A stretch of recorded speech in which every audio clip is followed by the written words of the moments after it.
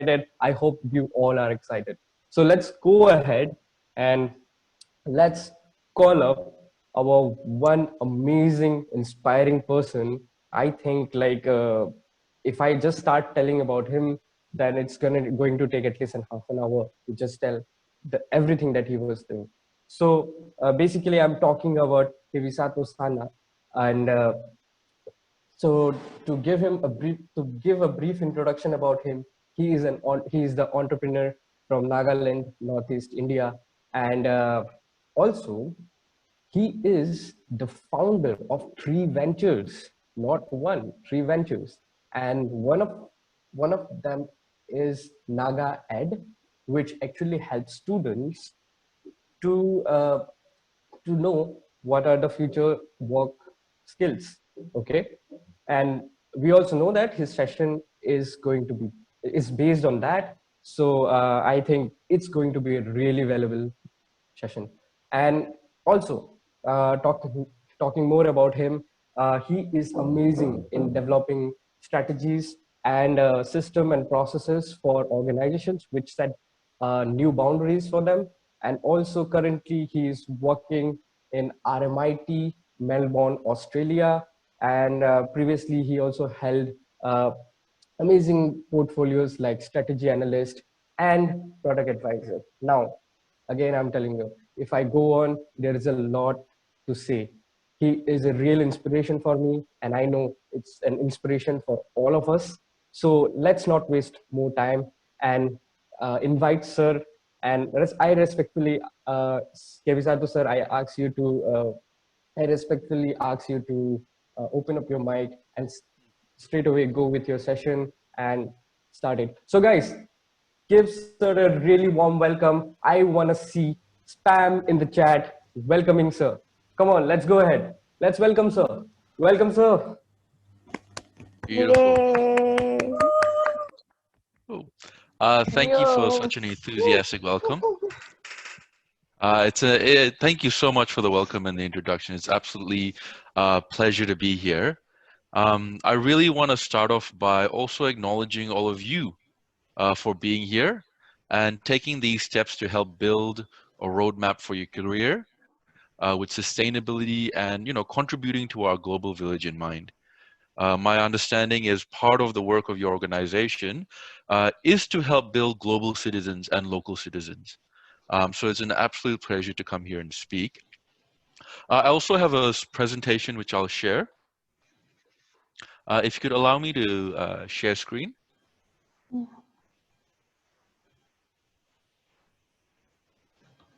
Yeah, Host, can you give the access? Okay, yeah, beautiful. Thank you. So can everybody see my screen? Yes, sir. Yes, sir. Yes, sir. Yes, okay. Yeah. So as it was explained, I'm currently based in Melbourne, in Australia. But it gives me a joy to come and speak to the youth of the Northeast because my heritage actually comes from all across the Northeast, well, various parts of the Northeast. My mother is Mizo, my father is Naga, and my grandfather lived and worked in Shillong and Manipur as well. And we have family all across. So when they said, "Oh, come speak to youth of the Northeast," it got me really excited. And it was explained a bit of what I do. So currently I work at RMIT University, where I'm an academic specialist. I work for the Center of Academic Quality Enhancement. I've also worked as a senior analyst, but I also spent a lot of my time helping develop and build degrees for the future.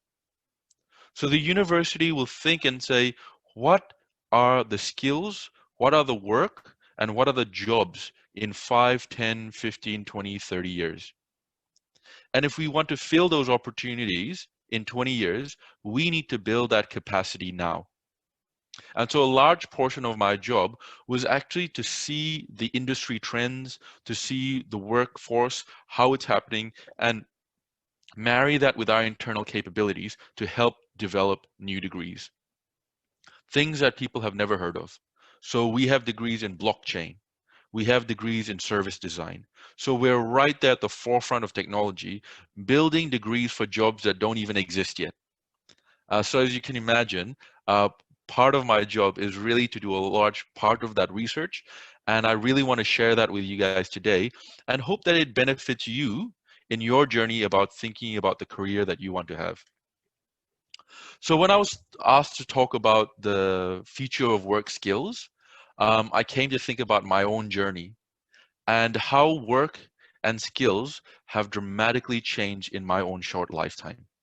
So I was born in Nagaland, and I spent my early life in Kohima, and Konoma is where I'm from. Uh, when I was in primary school, I had only seen a computer twice. We did not have a television, and I spent most of my summers going to the village for rice planting or looking after our fishery ponds. And the reason I say this is because we had such a tremendous change in just one generation. So in just 30 years, many parts of the Northeast were in a pre-industrial stage. In just one generation, our people has adapted to 230 years of industrial evolution. And for people who, like myself, who migrated overseas, we kind of had to do it in one generation. So when you look at the work and the world of industry at the moment, there's been many, many changes from where we came from an agricultural age. You know, we were toiling the land, sowing the rice, and harvesting. And much of the world, the Western world, was doing the same thing. But they were doing this over 230 years ago. And so in Britain, they had the advent of the first industrial revolution, which brought about mechanization, steam power. They had the second industrial revolution, which is really about polymers, about the use of plastics, about mass production lines. They had the third industrial revolution, which is more recent in the past few decades, which is about automation, which is about computers, connectivity. And finally, we're here today in the fourth industrial revolution.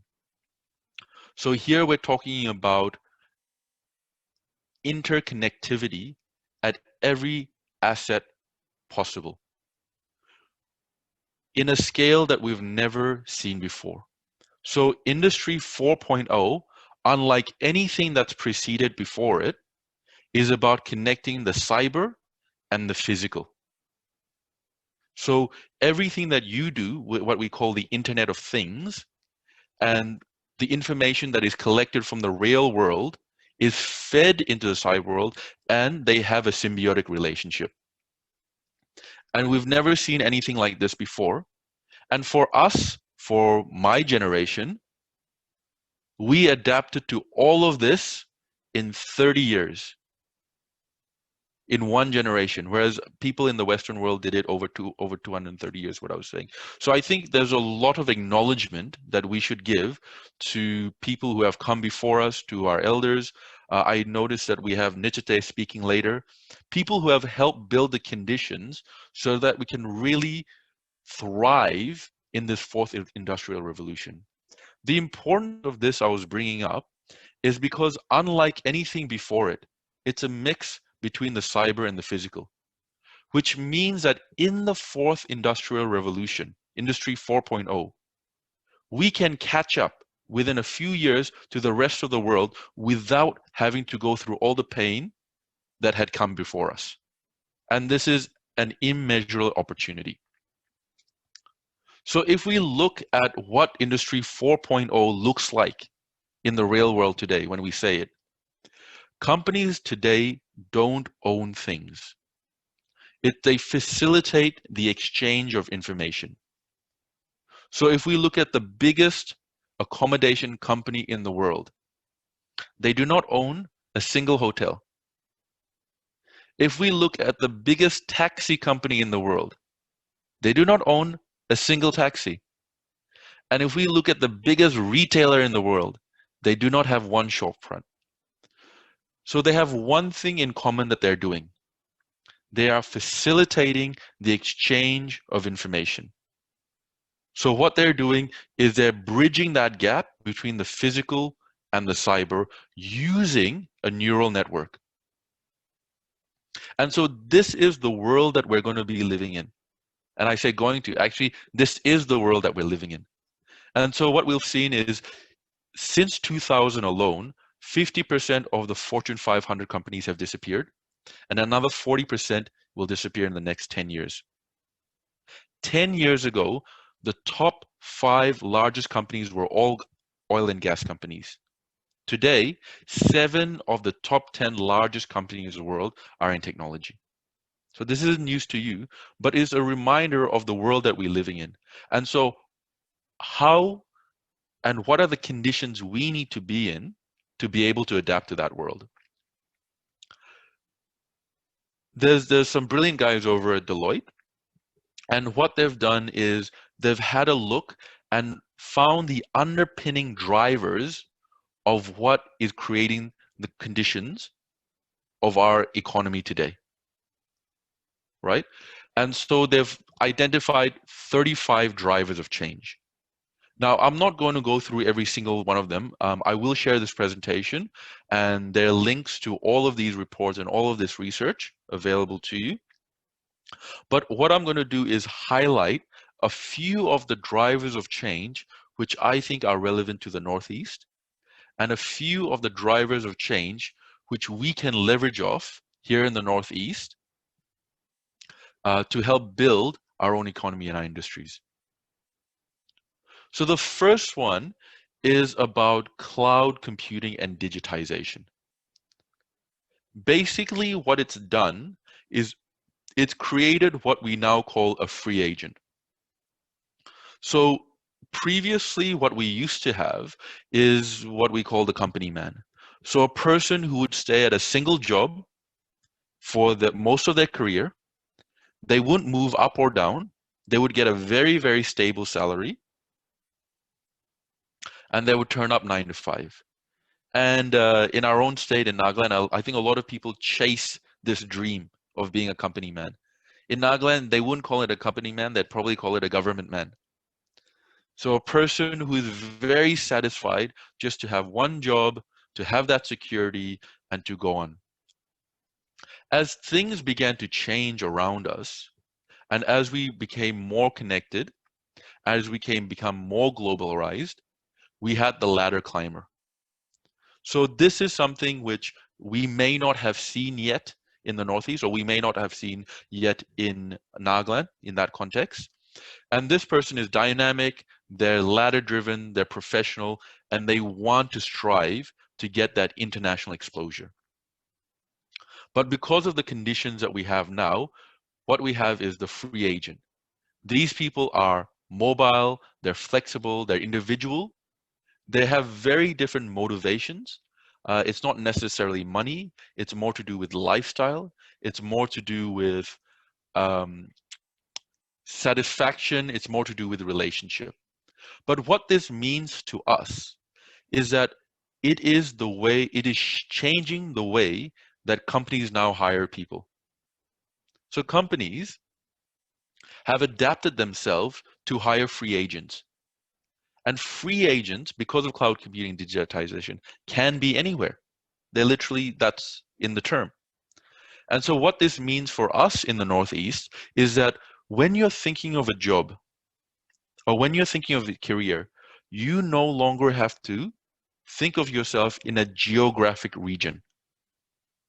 And especially with the catalyst as in COVID and what we're doing right now, having this conversation, I'm all the way in Melbourne, Australia, you're in Shillong, all across the Northeast, and we're having this conversation. I haven't been to my office in 8 months. This is only going to accelerate. So it doesn't matter if I'm in Melbourne working for an American company, or I'm in Shillong working for a UK company, or I'm in Kohima working for a Canadian company. Not only are we prepared to do that, but because of the changing landscape and the way that employees act, employers are now seeking people who are free agents. The next thing that we are a big driver of change of skills and the future of work is automation, is the advent of AI. And what we're looking at is our current jobs. 42% of all jobs that we have today could be automated. A large portion of those could be automated today. So I'm not talking about the future. We already have self-driving cars. So the hundreds of thousands of people who are taxi drivers, who are truck drivers, can be replaced tomorrow. Sometimes you think of safe jobs. I know that when I was in school, a lot of my peers wanted to be accountants because they thought accountant is a safe job. They thought accountant is a secure job. We know now that there's a 97.5% chance that their job will be automated in the next 15 years.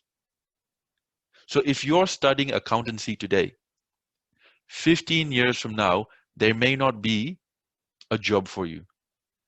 This is the way that we need to start thinking when we're thinking about our future career.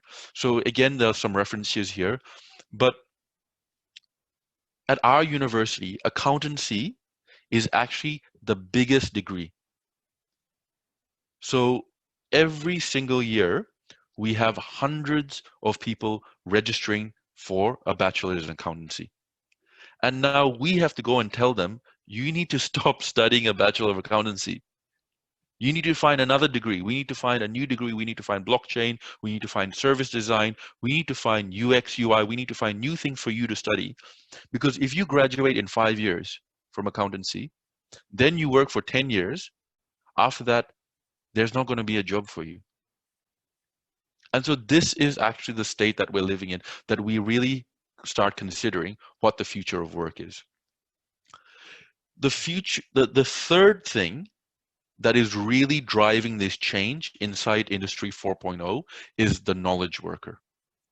So this is of great benefit for people in the Northeast, is because global companies now are looking for knowledge more than anything else.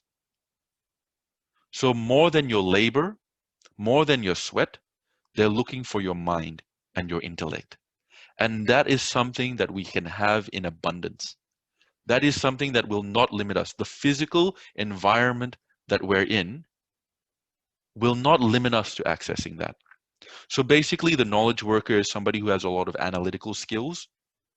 They help develop products and services. They have a lot of problem-solving skills. So sometimes you might think of them as programmers, web designers, system analysts, technical writers, researchers, but it's not limited to that.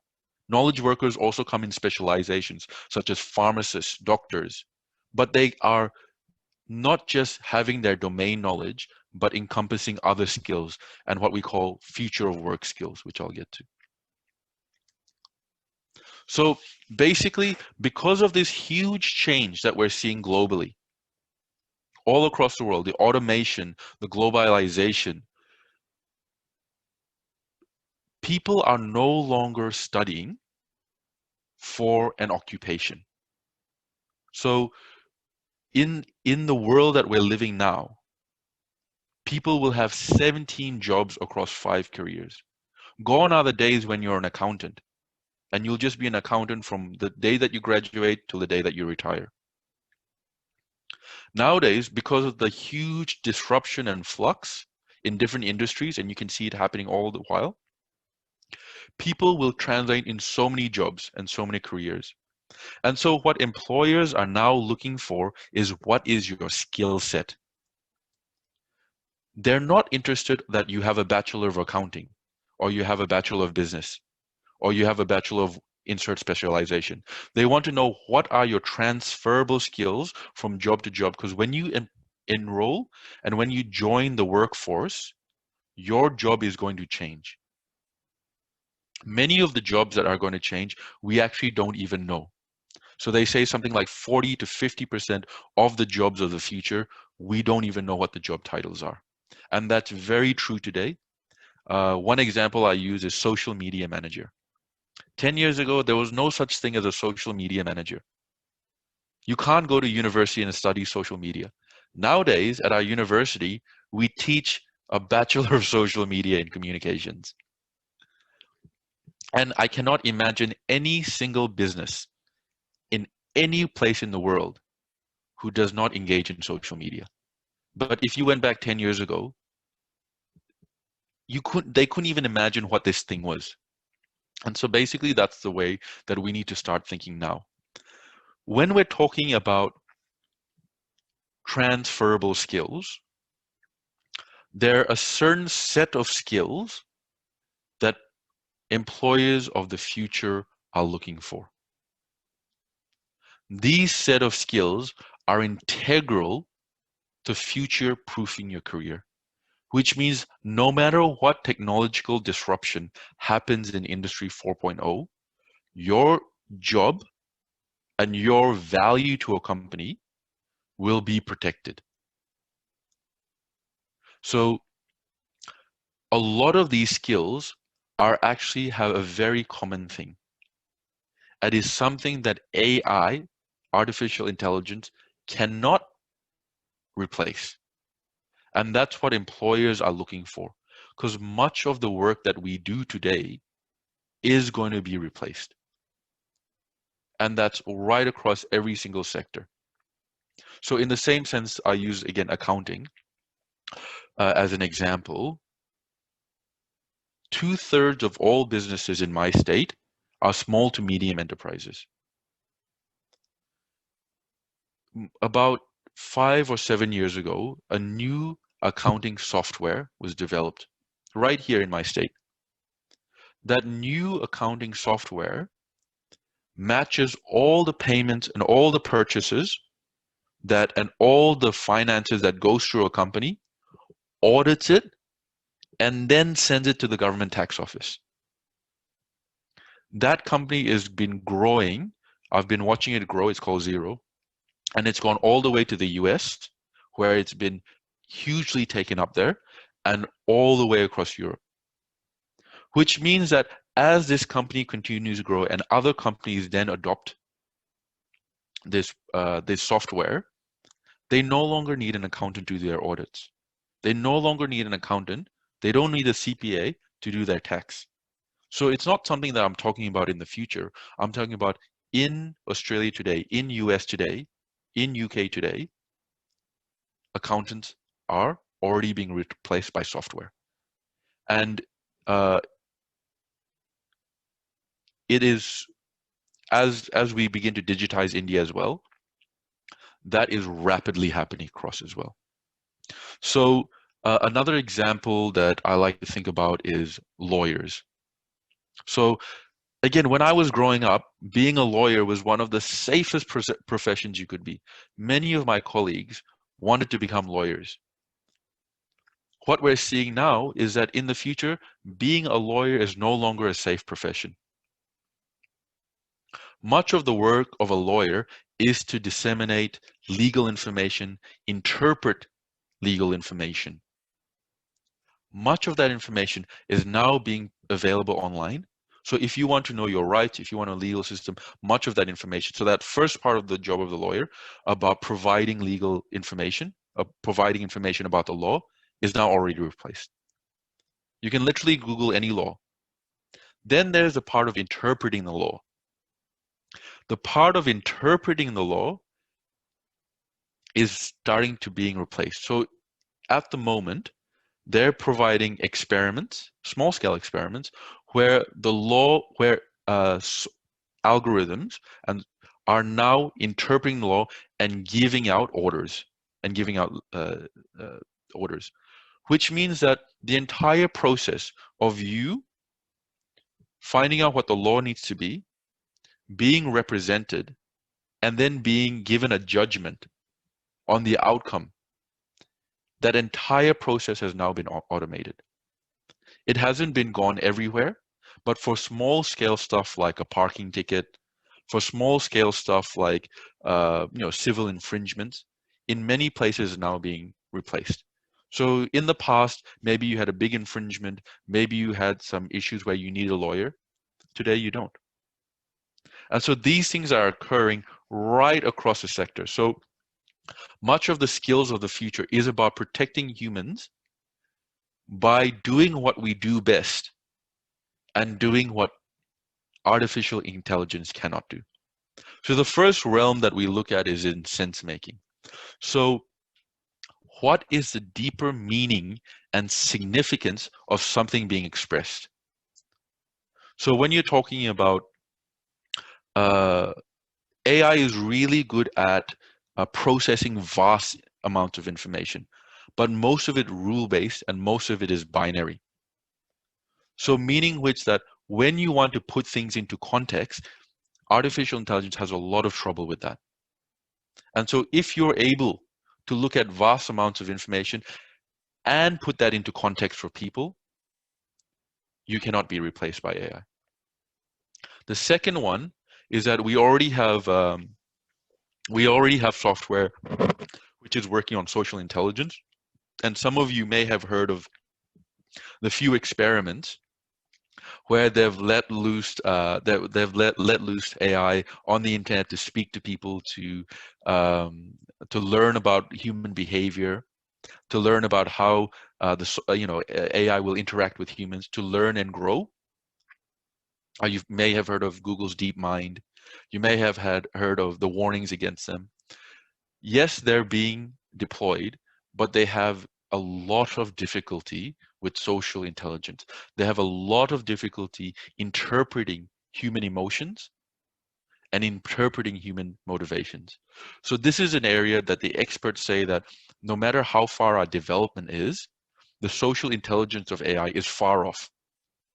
So key jobs right now will be focusing on people with social intelligence skills. How are you able to have your intrapersonal dialogue and interpersonal dialogue? The third part is novel and adaptive thinking. So coming up with solutions that are not rule-based or route-based. So the same thing that we go back to AI. AI thinks in binary. They think in rules of zeros and ones, and they think in terms of yes or no's. So because of the way that they think, and they're all rules based, they have a lot of trouble adapting to situations. So if you take one AI and put it into a different context, they're not able to make sense of that. And so we as human beings are able to do that. So if you can take a person and you take their skills and you put them into a different context and they can apply those skills to a new context, that role is protected. Another area that we're looking at is the globalization that is occurring at the moment. I mean, I was born in Shillong.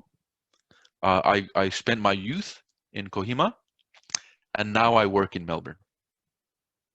There are, across the world, more and more people migrating. We have had one of the biggest migratory booms in human history. Um, One, it's part of the globalization. Two, it's also part of climate change. Three, it's part of the disruption that we're seeing in the world. But there's more mobility than we've ever seen. And so at a point, workers of the future need to have the skill of cross-cultural competency. It's no longer guaranteed that you will be only working in your own culture or working with people of your own culture. And one of the benefits of being in the Northeast is that we have so many cultures. We are rich in this. And so we have an understanding to say, yes, this is our context. Yes, this is our worldview. But somebody from a different tribe or a neighbor state might see things differently. This is where we have an advantage. Many people in the West grow up in a very monoculture. They don't interact with people of other cultures very much. Whereas the workers of the future will need to do that. You cannot work here and not interact with, if you're in manufacturing, you cannot work here and not interact with partners in China. You cannot interact, if you're in education, you cannot work without interacting with partners in India. If I'm in textiles industry, I cannot do my job if I'm not interacting with partners in Vietnam.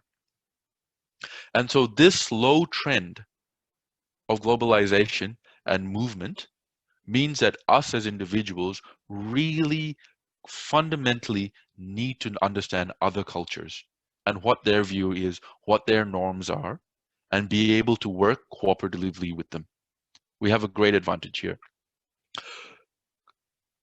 Computational thinking is a key area. There's so much data being thrown at us.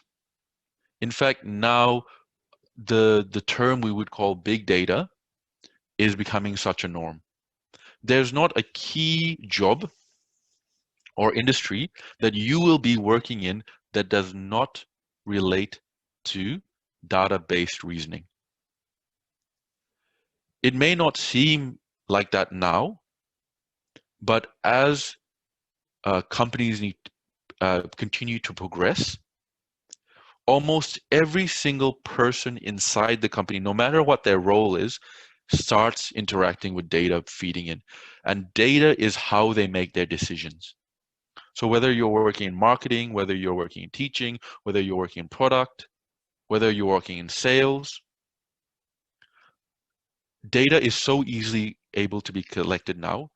It is so useful to informing what the business does and how it operates that every single individual in the company, no matter what the role is, needs to understand how that works, needs to be able to interpret that, needs to make reasoning and decisions based on the data that's given to them.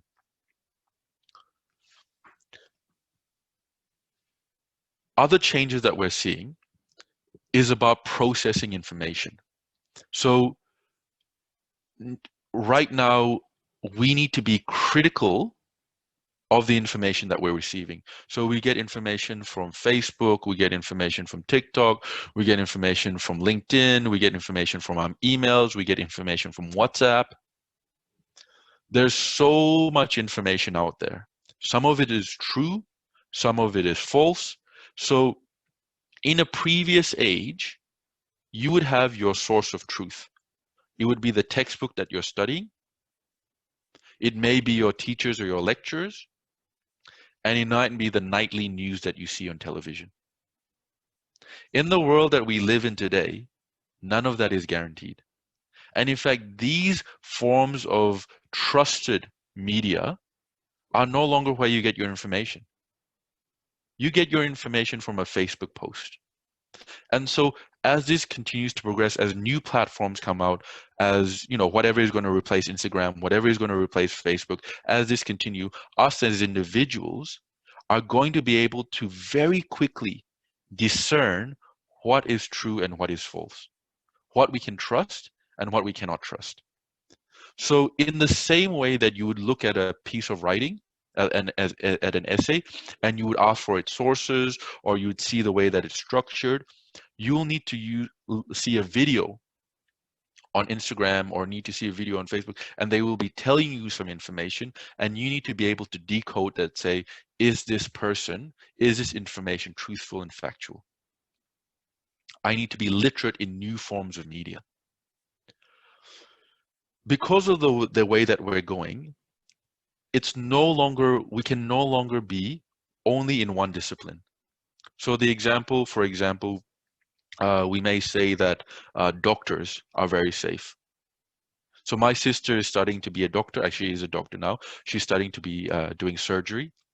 When she was doing surgery, they asked her to use robotics. So now she not only has to understand being a medicine and being a medical doctor, she also has to have an interpretation of robotics and understand how robotics works. So you cannot just be in one field. The design mindset is about problem solving and creative problem solving. And this is where we need to be. Cognitive load management is really about being able to manage the amount of information coming at you. One example that I use is by the time I wake up, within the first hour that I wake up, I have over 100 notifications on my phone. So I have my Facebook go off, I have my LinkedIn go off, I have my email go off, I have my WhatsApp go off, I have my SMS go off, I have my Instagram go off. So just by waking up in the morning, I have 100 pieces of information, and very quickly, I need to be able to discern what is useful information for my day and what is not useful. A lot of you will be doing this naturally. You don't even know it, but you will see throughout your day, you will see hundreds of notifications, and within a split second, you will decide, actually, this is not important. Actually, this is important. This is relevant. This is not relevant. This is spam. This is not spam. This is just somebody sharing something I don't need to see. So this kind of ability to process this information will become key, because if you just think 5 years ago, you were getting half the amount of notifications.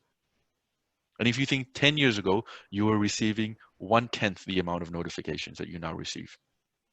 So 5 years from now, you will be receiving just more notifications that you can handle. And then not only the notifications, you're going to have to process that information. And the last most essential skill is what we're doing now, virtual collaboration.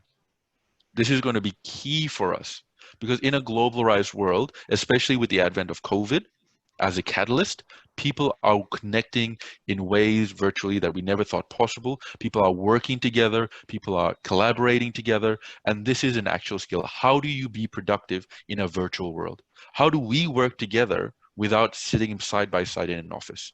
This will be a skill of the future.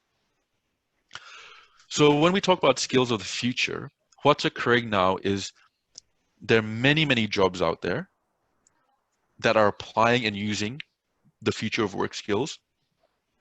The key ones that you're looking for is what they call hybrid jobs. So hybrid jobs pay twice as much, so pay 20 to 40% higher than normal jobs. They're growing twice as much, and they're entering every single domain of business. So data scientist, security analyst, product manager, marketing manager, UI, UX designer are some of the job titles which are looking out for. The skills are in designer, user experience, data. So all the things that we spoke about before is applied in what we now call hybrid jobs. So hybrid jobs are not only the fastest growing jobs, but they're highly paid and they're immune to automation. So if you are in a hybrid job or you have hybrid job skills, your job is not going to be replaced by automation and AI. So what do we mean when we say hybrid jobs? So hybrid jobs are the intersection between technology, business, and design. If you're able to understand technology, if you have business acumen, and you have design skills or a design mindset, you will be in a hybrid job.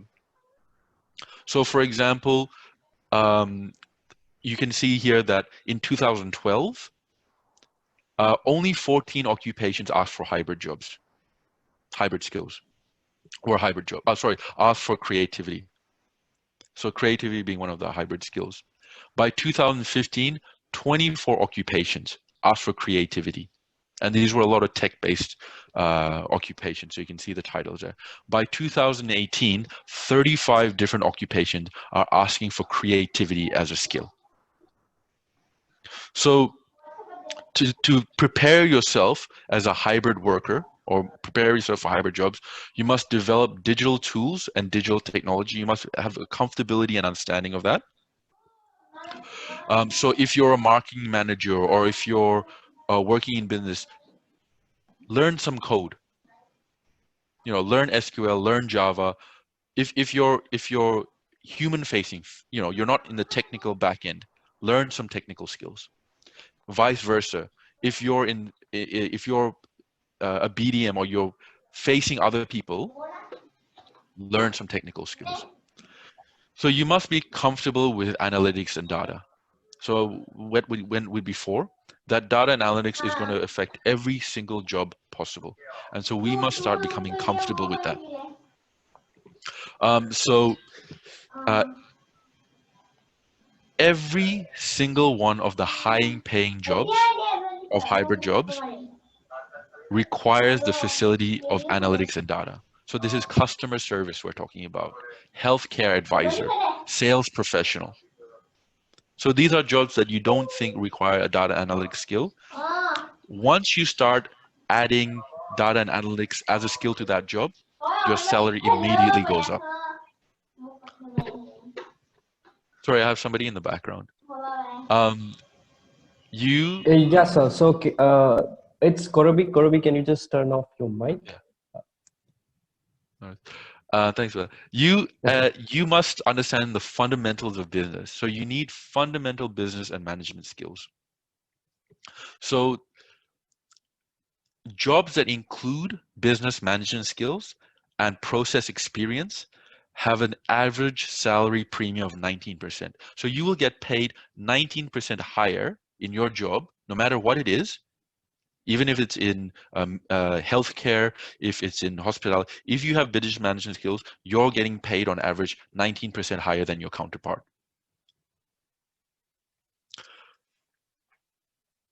The last one is what I was showing that graph before. You must think like a designer or be creative, because this is the one skill that we have that AI cannot replace yet. And whether it's 10 years from now, 20 years from now, the predictions are they will not be able to replace. So this is a core skill of creativity or thinking like a designer, having those core skills. If you're already a designer, if you're already creative, get some technical skills and you will be protected. So you ask, or where am I going to get these skills? They're all wonderful. These are very far-fetched. They are very future-focused. I can't get a degree in this. You know, Nehu's not going to be a degree in a computational thinking yet. There, because of our connectedness and because we can have webinars like this, you can go to school like this. So these are some few ones that I've used in the past: Udemy, Coursera, General Assembly, Academic XI. If you type in courses for UX design, data analyst, you a data specialist, you will find courses here, because these are the institutions of the future. These are the ones providing the skills that you need, that your university or your institution is currently not providing. And I say this because I work at a university. We're working really hard to catch up with these guys. So in the future, just as now, you might be able to study social media at university and you couldn't do 10 years ago.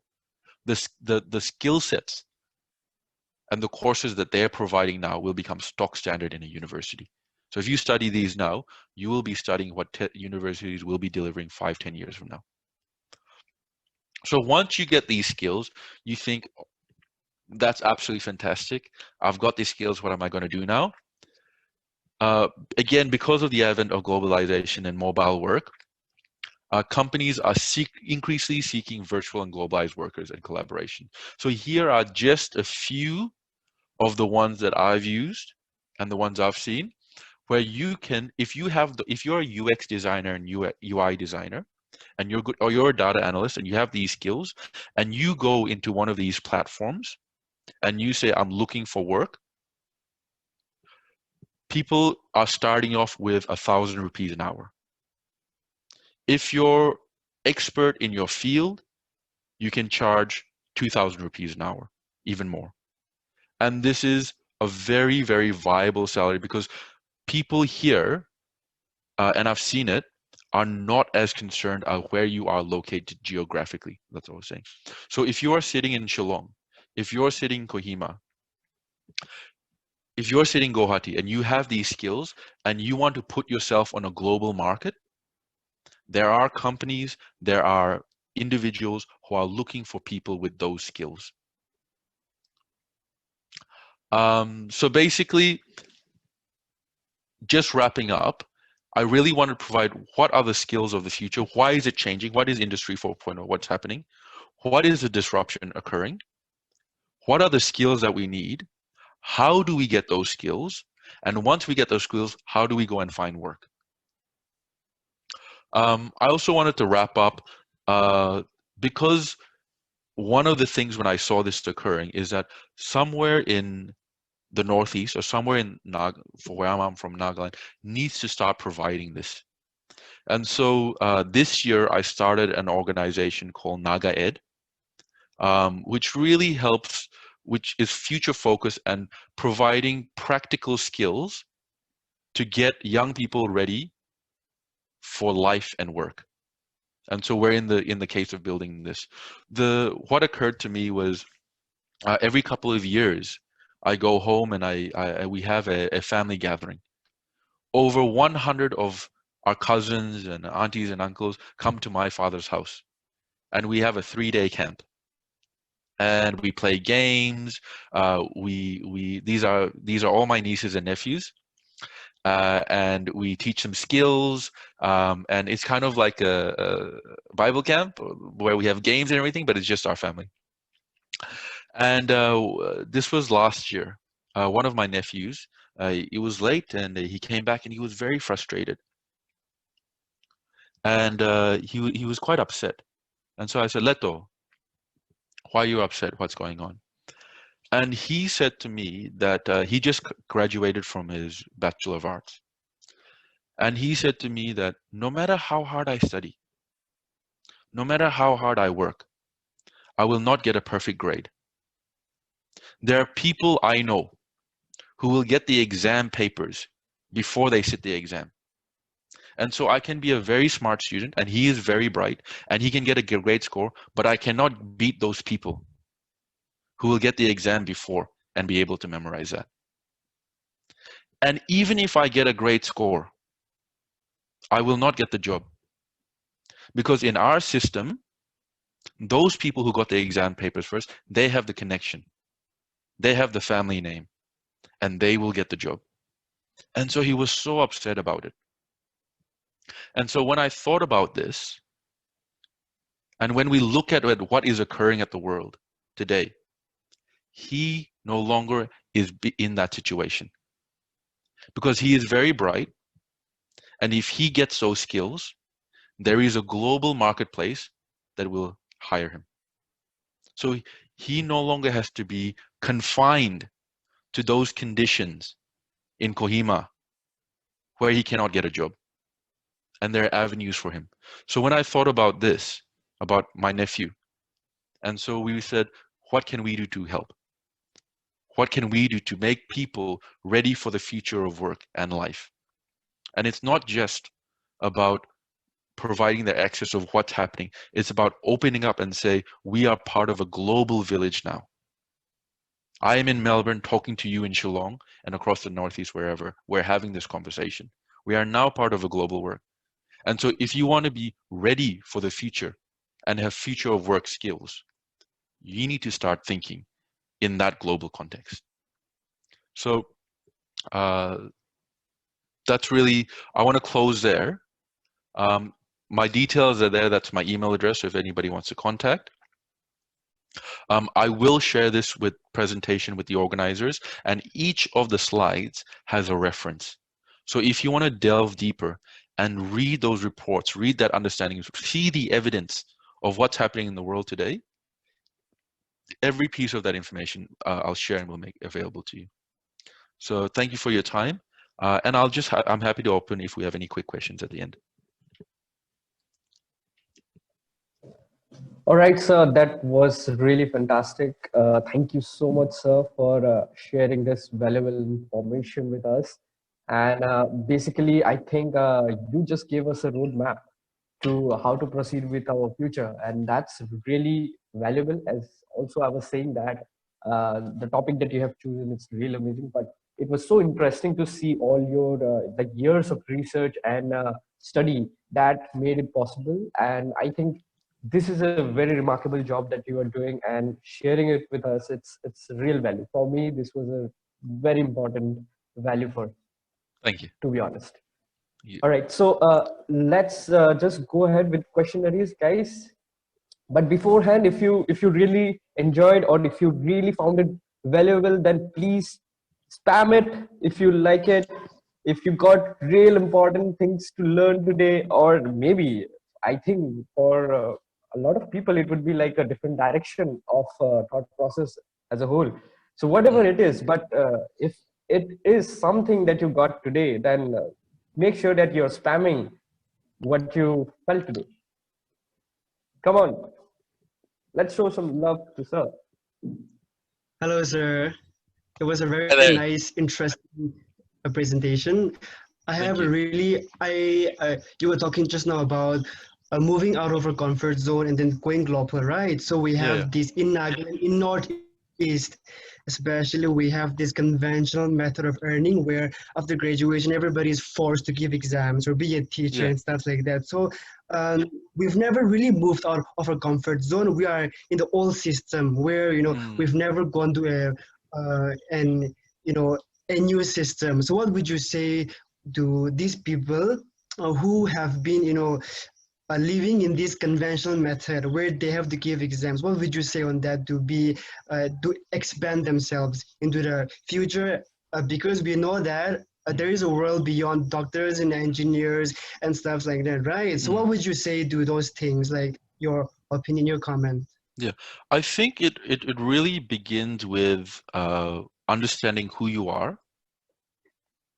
So in life, we make lots and lots of choices, right? And we make choices every single day. And so when you're choosing to be, and it's great to be an engineer, it's great to be a doctor. These are great things, right?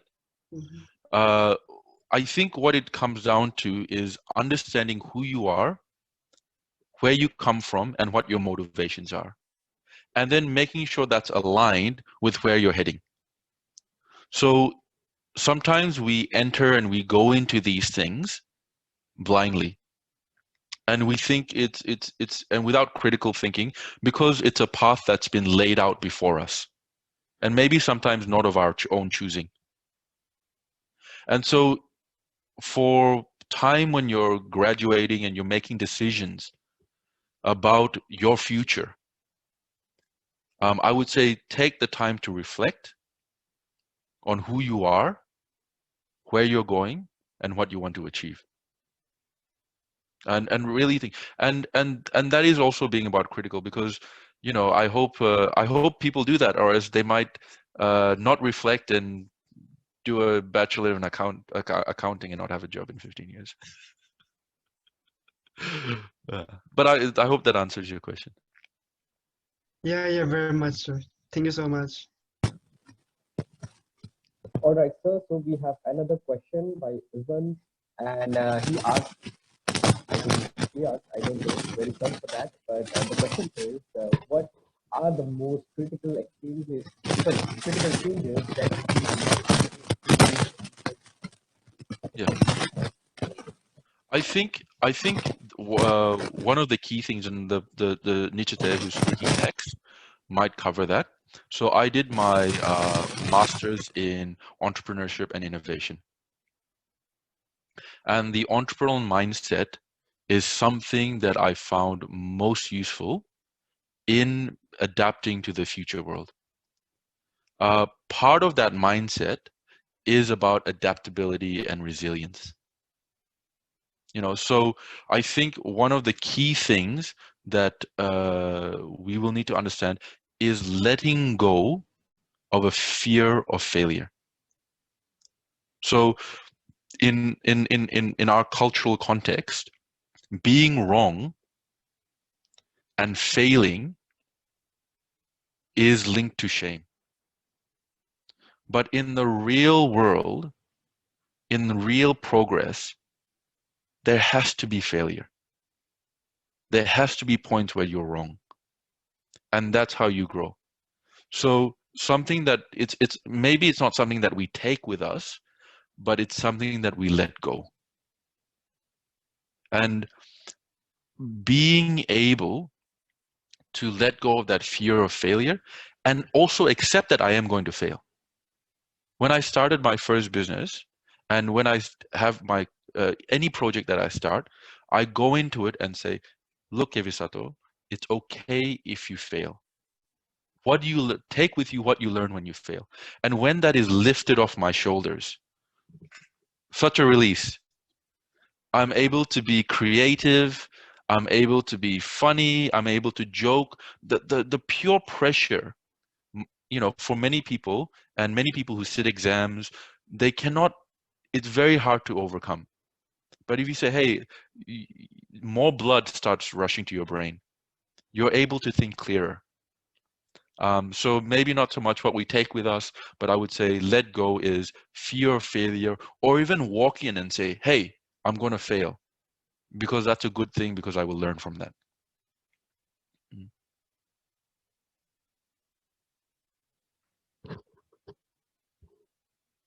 Sir, and that is really interesting, sir. And we also have another question by the same person, and it is, what is the one piece of practical advice would you give to someone starting off? Okay. Can I get some context for that? Starting out in what? Yeah, so Ethan, you can just unmute yourself and explain. Sorry? I just asked him to unmute himself Okay. and then. Hi, Izon.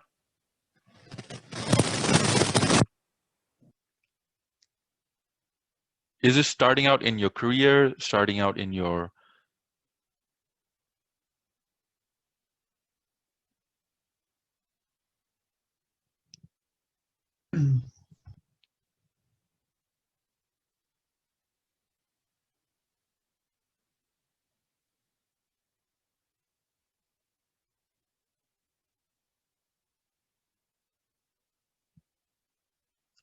having technical issues.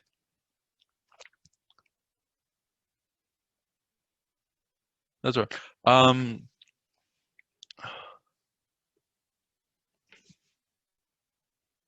Well, I might take that context as maybe starting out in your career. Yeah, I think if it's starting out in your career, this is something that it took me a long time. Okay, yes, sir. Okay, thank you. So this is something that it took me quite a while to work through in my own career, and found it much more comfortable when I got to that point. And that was, it might sound very simple, but it was really just being about honest with my colleagues and my boss. I think when I was younger and I was starting off my career, I wanted to show off a lot. And I also did not want to speak when I did not know something. And I did not want to speak if I thought my opinion or what I was seeking was contradictory to my manager or to my company. Later on, what I found is that you have much more productivity and you have much greater outcomes when you and your manager and your colleagues are all on the same platform, that you all understand each other and you're all able to cooperate. So there are the four stages of forming a team: forming, storming, norming, and performing. So firstly, forming, you come together, right? Then you go through storming. You have arguments, right? And you have disagreements, and there's a bit of rumble, right? Then you have norming. Then you start to understand the landscape. Then things become, you find a rhythm, and then only after that you can start performing. So when I first started working, I would go and I would join a team. So we'd form a team, but I would never go through storming. So the people that I work with never knew my own personal motivations, and they never knew what I thought. And so we were unable to collaborate in the most effective manner. And so because I never went through those crunchy or difficult conversations with my colleagues, we never got to norming, because I was always presenting myself in the way that I thought they wanted me to see, or the way that my boss wanted me to see. But once I got past that, and once we're able to work, and have some few disagreements here and there, not big, but I think, and apply my expertise, then we're able to find, I stand here, you stand there, we stand there. And when we have a point of reference and we're able to understand where each other comes from, then we were able to perform like no team. Because it was almost like working with my best friend or working with my friends. You know when they're tired, you know when they're frustrated. And so you adjust your behavior, they adjust their behavior. And so we're then able to really, as a team, produce some really excellent work. I hope that answers the question.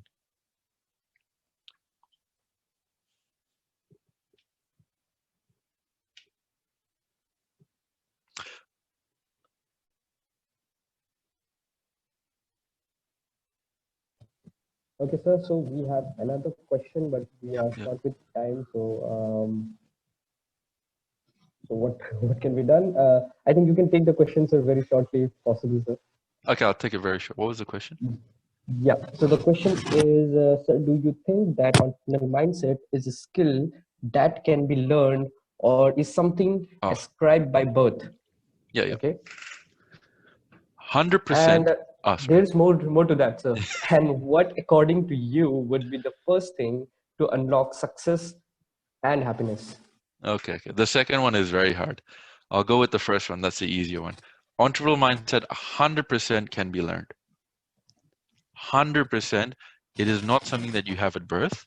And this is what, so I did my master's in entrepreneurship. It's something that I studied. And innovation is something that I studied. So people study this. So it is 100% a condition that you can get to through practice. One thing that I liken it to is creativity. So many people think that creativity, or people are naturally creative. They're born creative. And yes, some people have natural inclinations to that. But creativity itself is an actual skill. It is something that you can practice. It is something that you can train, and it's something you can become better at. So creativity is one part of being entrepreneurial. So I'll talk about creativity as a skill. So if you want to be creative, right, the first thing you must do is find your quiet space, right? And in that quiet space, sit for a minimum of 20 minutes. Because for the first 20 minutes, your mind will be buzzing. Your mind will be thinking about this. Your mind will be thinking about that. And the creativity cannot come. So people say, oh, creativity is something, somebody is born with creativity. They have all this creativity. You know, I'm not creative. No, every single person can be creative. You just need to induce the right conditions. So find what is your quiet place. And for different people, it's different. For some people, it's their bedroom. Some people, it's the park. Some people, it's, their office, wherever it is. And wait for 20 minutes as you think about the problem. When you're thinking about the problem, or when you're thinking about what you want to be creative about, sit it at the back of your head. Imagine that it's in the back of your head. So when people are trying to be creative or being creative problem solving, like being an entrepreneurial mindset, they think and they focus with the front of their mind. They try to use their cognitive ability to do it. This is a very different practice. Imagine as if the problem is sitting at the back of your mind and it's ruminating there. And so over time, what happens is it's actually a physical reaction. As you ruminate on it and you think on those problems, your ideas will connect with other neurons in your mind. And so creativity is really about ideas connecting. And so if you sit it long enough, there will be a connection and you'll have an aha moment, and that's what people call creativity. So it's scientific, it's a skill that you can practice, and it's very doable. This number one unlocking this one is really hard because everybody it's personal for everybody, but I would simply say start with gratitude. If you want to be happy, start with gratitude. Wake up every day and find the things that you're grateful for, no matter how hard your day is. If it's a good day, find 5 things that you're grateful. If it's the worst day that you're having, at least find one thing that you are grateful for. And the more you practice that, I guarantee every single day will become the happier.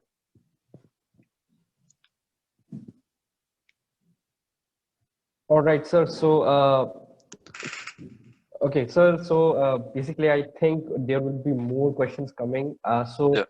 Can we reach out to you in like some social media account or Yeah, of course. So my email? social media, I think it was up before, is @tribute to traveler. Yes. I'll put it Okay, sir. in. Yeah. And All right, we can do one thing, sir. We can just yeah. circulate your Yeah, social so, links in the yeah. chat, and I think, guys. So I think there are more questions coming in, but Yeah. don't mind. And of course, We are my at this my time. My email was also on the screen. I'll send it. So thank you so much for having me. It was absolutely wonderful. Ed, Nitsute, he is here as well. Nitsute. Even master is here, I guess. Yep. Nitsute. I think he's still connecting.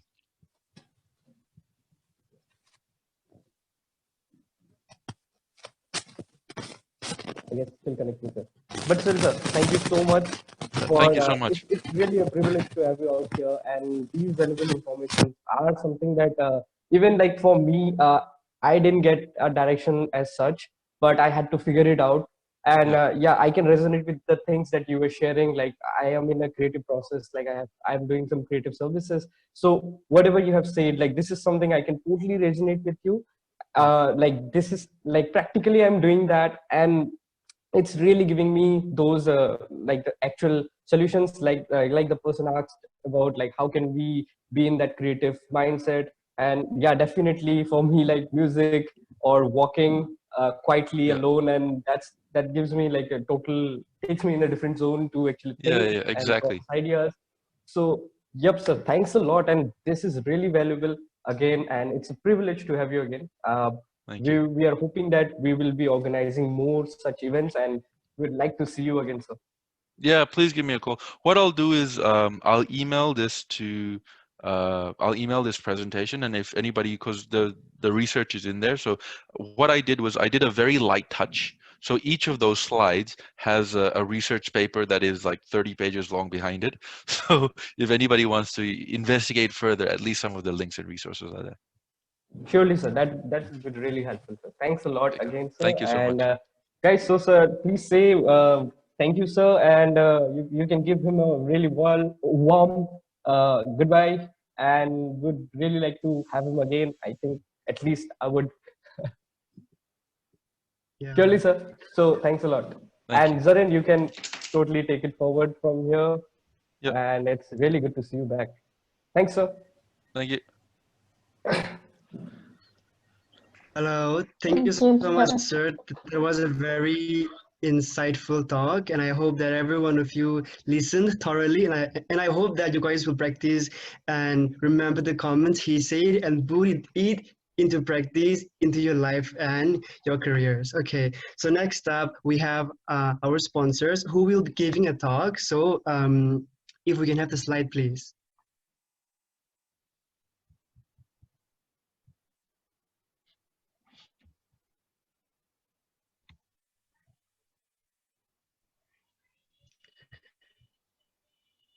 Okay.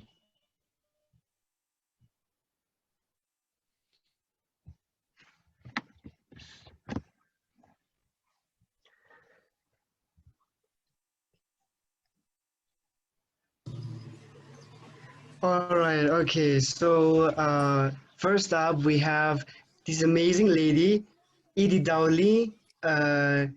Nia, I hope I'm pronouncing your name right. She's an entrepreneur, a business coordinator, and she is the gold director of Oriflame. So please give it up for her, and she can take the stage now.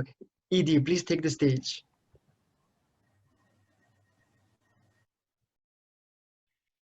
Hi everyone. Hi Zaran. Hello. Okay.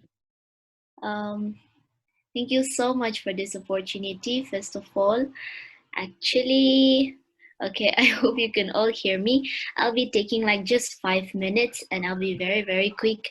First of all, thank you so much for inviting me to this very special event that you guys are having. I am just learning a lot, and yeah, so I'm just learning a lot, and I'm thankful that I could be part of this.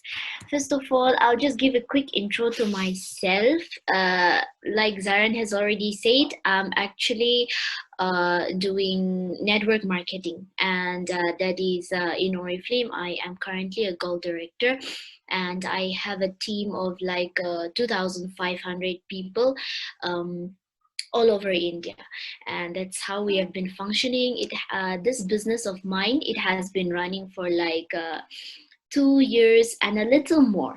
So that's how it has been going, and to me it has really helped me and has built me as a person. And through this business I've been able to help and encourage other people, uh, build them up, give them a way to upgrade their life, give themselves a U-turn in their life, and it has been a great experience. So I have an Instagram page that is where I run my business. You can just check it out if you have time. Just type my name and then you'll find it, or you can just type all about beauty and then you'll be able to find it. Yeah, like I said, it's really an honor. Thank you so much. So the reason why I started this business was to actually find financial freedom, definitely, and hence I thought I will be able to find my definition of freedom. And indeed, after 2 years of doing this business, I would say yes, I did find my freedom. And not just that, like I said in the beginning, it has really helped me to empower other people as well. I just wanted to stay busy and stay productive. That is why I joined. But today it has helped me. I've been not much, but I've been able to earn enough every month to look after my own educational expenses and do the same for others. So there are like 2,000 plus people in my team. Some of them are students, and then they are also earning and doing their thing, having fun, enjoying with their monthly incomes. And also there are some mothers, professors, people from corporate backgrounds who have joined this business, and some of them are starting to earn in terms of 40-50,000, some of them in terms of 1 lakh, 2 lakh within our team itself, and it has been a great progress so far. So you know what, I joined this business when I was still a student of like it was like 2 years back, so maybe second, yeah, somewhere there, second sem or third sem. So when I started, I was thinking I will in Oriflame there are titles, there are levels. So what happened was I was thinking I will at least reach director level, because if you become a director in Oriflame with a proper network structure, then you can earn at least 50,000 per month. So that was my goal. It somehow seemed impossible, but earning 50,000 before you graduate seemed cool to me. So I went ahead and then I really did give my best. Then it was supposed to be this year that I became director and start earning 50,000, but I double worked, or I was fortunate enough to meet good people who really were very hardworking. So with this team that I've been talking about, I could build so many new titles above director, and so I crossed my director level a year ago, and I'm already now gold, like Zaran has said.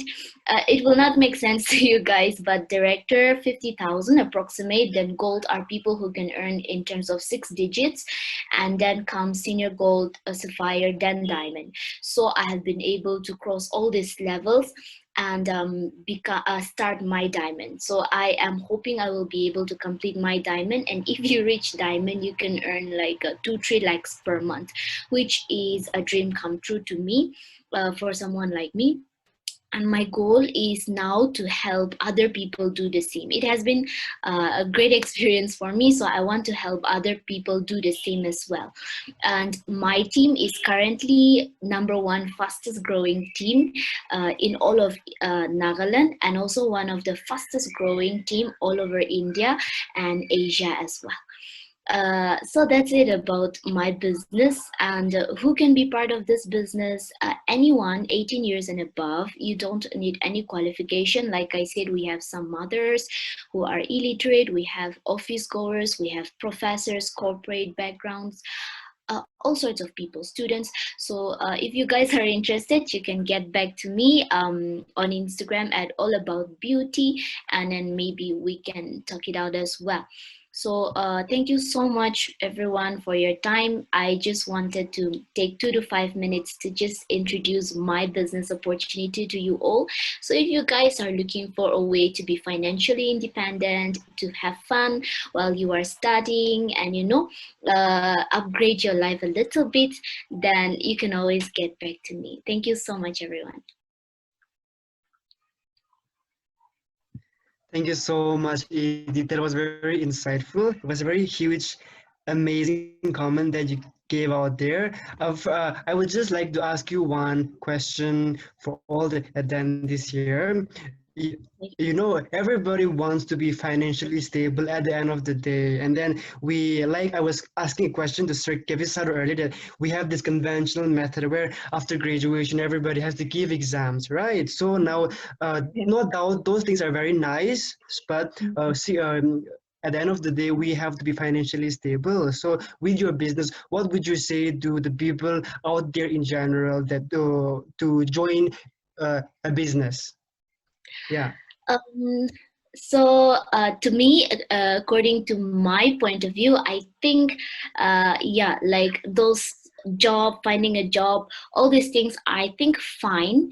But the point for me, in my point of view, is it's good. I'm not saying that's second to me. No, it stands as important to me as business. But what my point when I come to these things is, not everyone is born to be a government employee, and that's the catch. We really need to find. So, like you said, we are all looking for a way to be financially independent because that's how the world works. So now, if you are really looking for a way to be financially independent, I think we need to find what defines what we like, what defines us, and then chase for that. Not just chase for government jobs. I'm not saying those are bad, but I'm saying it's okay not to have a government job. You can still do something else, like start a business, choose something entrepreneurial, be creative, and go your own way. So that's what I would say. And be bold because that's very much required. Be courageous and be very, very patient. And yes, entrepreneur is, I think, one of the biggest. It has a very big scope, not just here in Northeast, or not just in India, but all over the world. If you can see the list of the richest men in the world today, all of them are entrepreneurs. If you see the list of richest men in India, they are all entrepreneurs. So you can see how big this scope is. And if you can really, if you can really understand this and then chase it hardcore, not just do it with half heart, then I think it can be equal or even much, much bigger than those conventional, traditional way of being financially independent. Yeah. All right, thank you so much. If anybody has any more questions for Miss Edie, you may go now.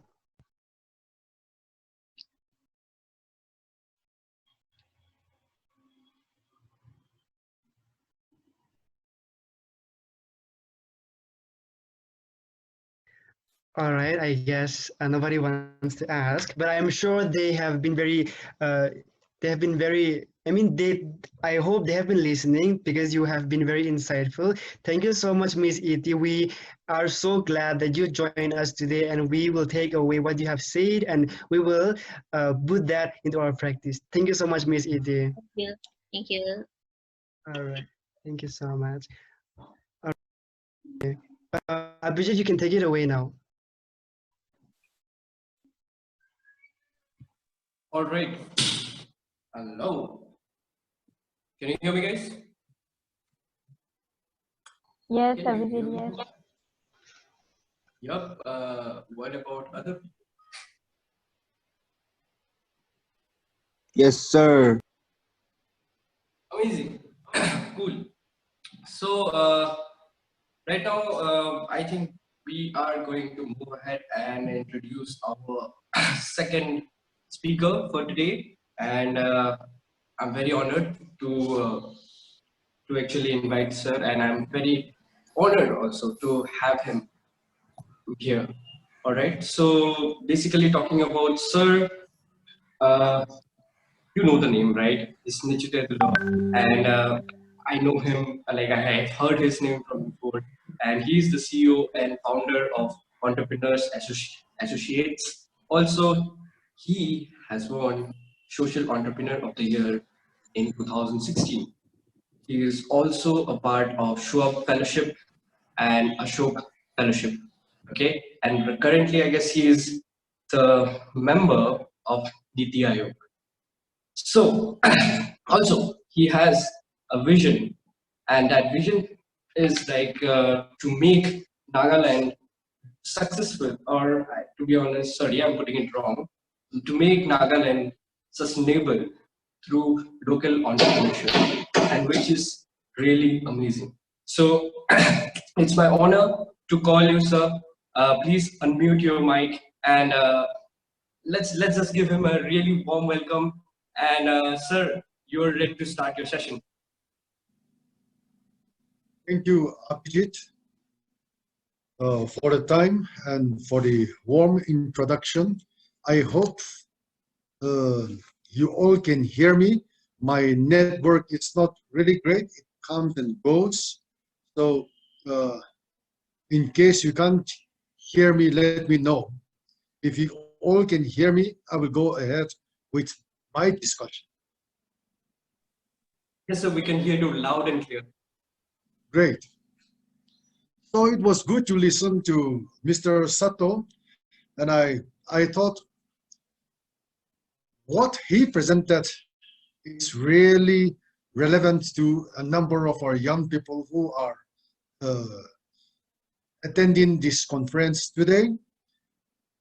One of the positive things that COVID-19 pandemic has brought about is the Zoom culture.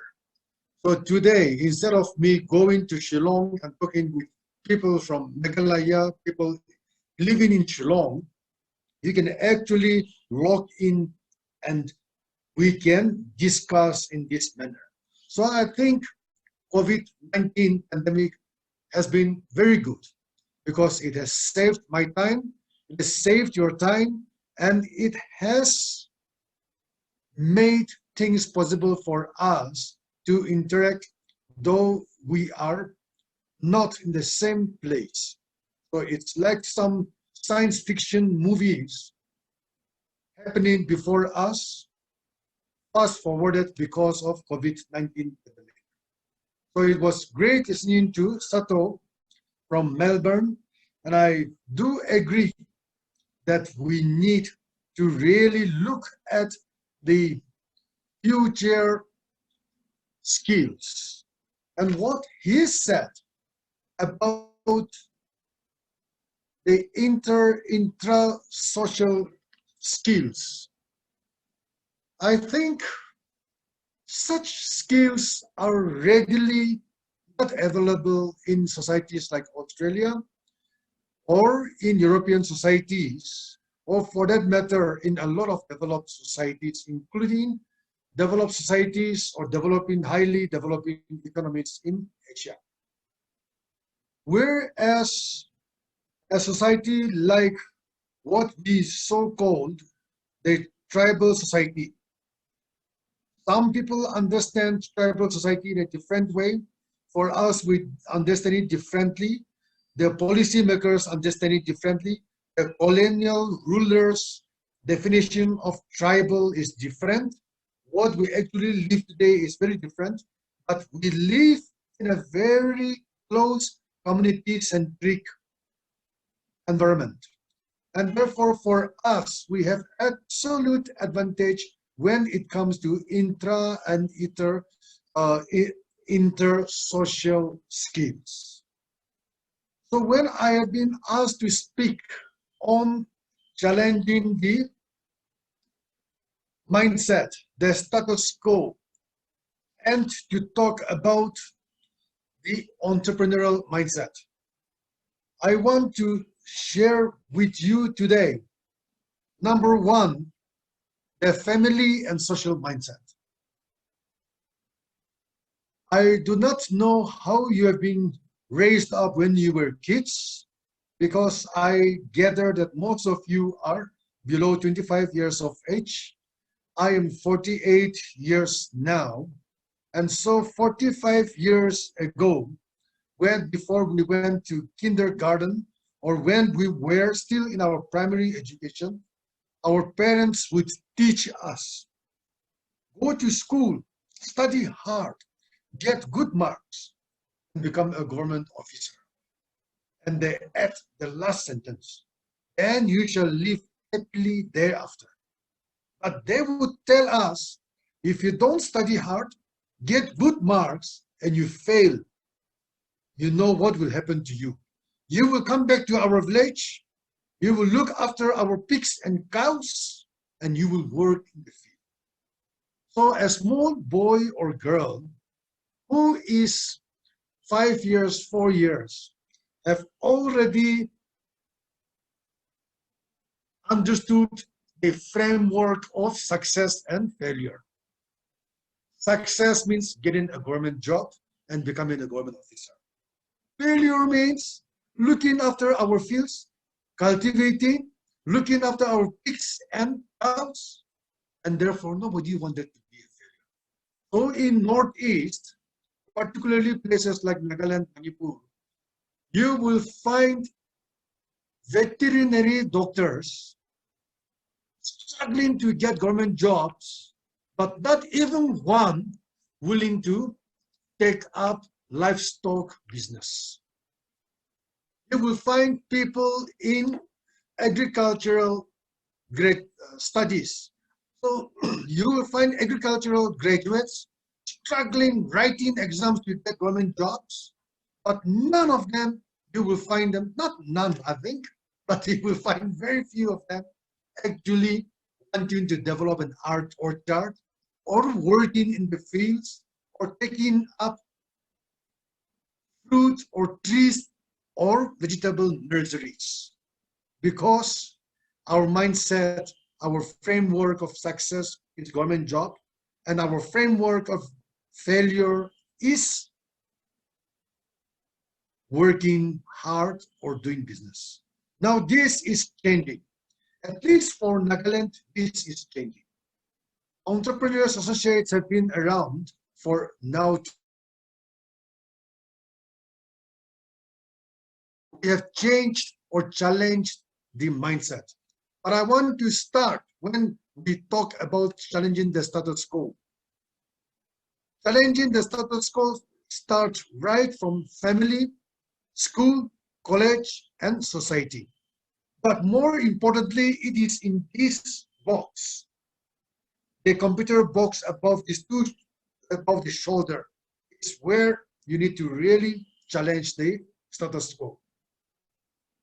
The other points that I want to share with you, and I will have to be a bit brief because I don't want to take your time, is challenging the definition of others. Number one, we have all come to understand that Northeast region is landlocked region.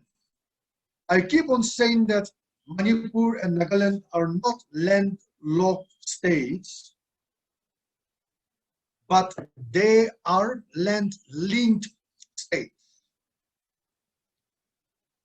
You would be aware that 98% boundary of Northeast region is international boundary with Myanmar, with China, with Bangladesh, with Bhutan, and we really don't know whether it is Tibet or not, but let us call for now that Northeast borders with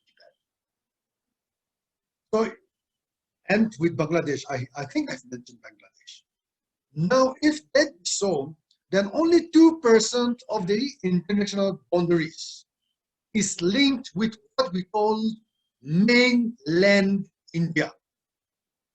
Now, if that is so, can Northeast region be called as landlocked region? I call it as land-linked region. But Delhi would define that we are landlocked and therefore we lack opportunities. Now, is that true? I don't think Northeast lacks opportunities. But many of our young people, youth especially, the youth think we have less opportunities. So therefore, thousands of, or rather lakhs of youth from Northeast have gone out to Delhi, Bombay, Bangalore, Gurgaon, looking for work. And during this pandemic, lakhs of Northeastern youths, including about 18,000 Naga youths, came back.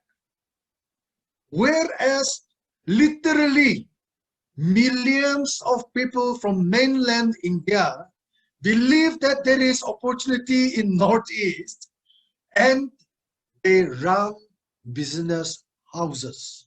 And mind you, I am telling you, it's not lakhs, it is tens of lakhs, which means millions.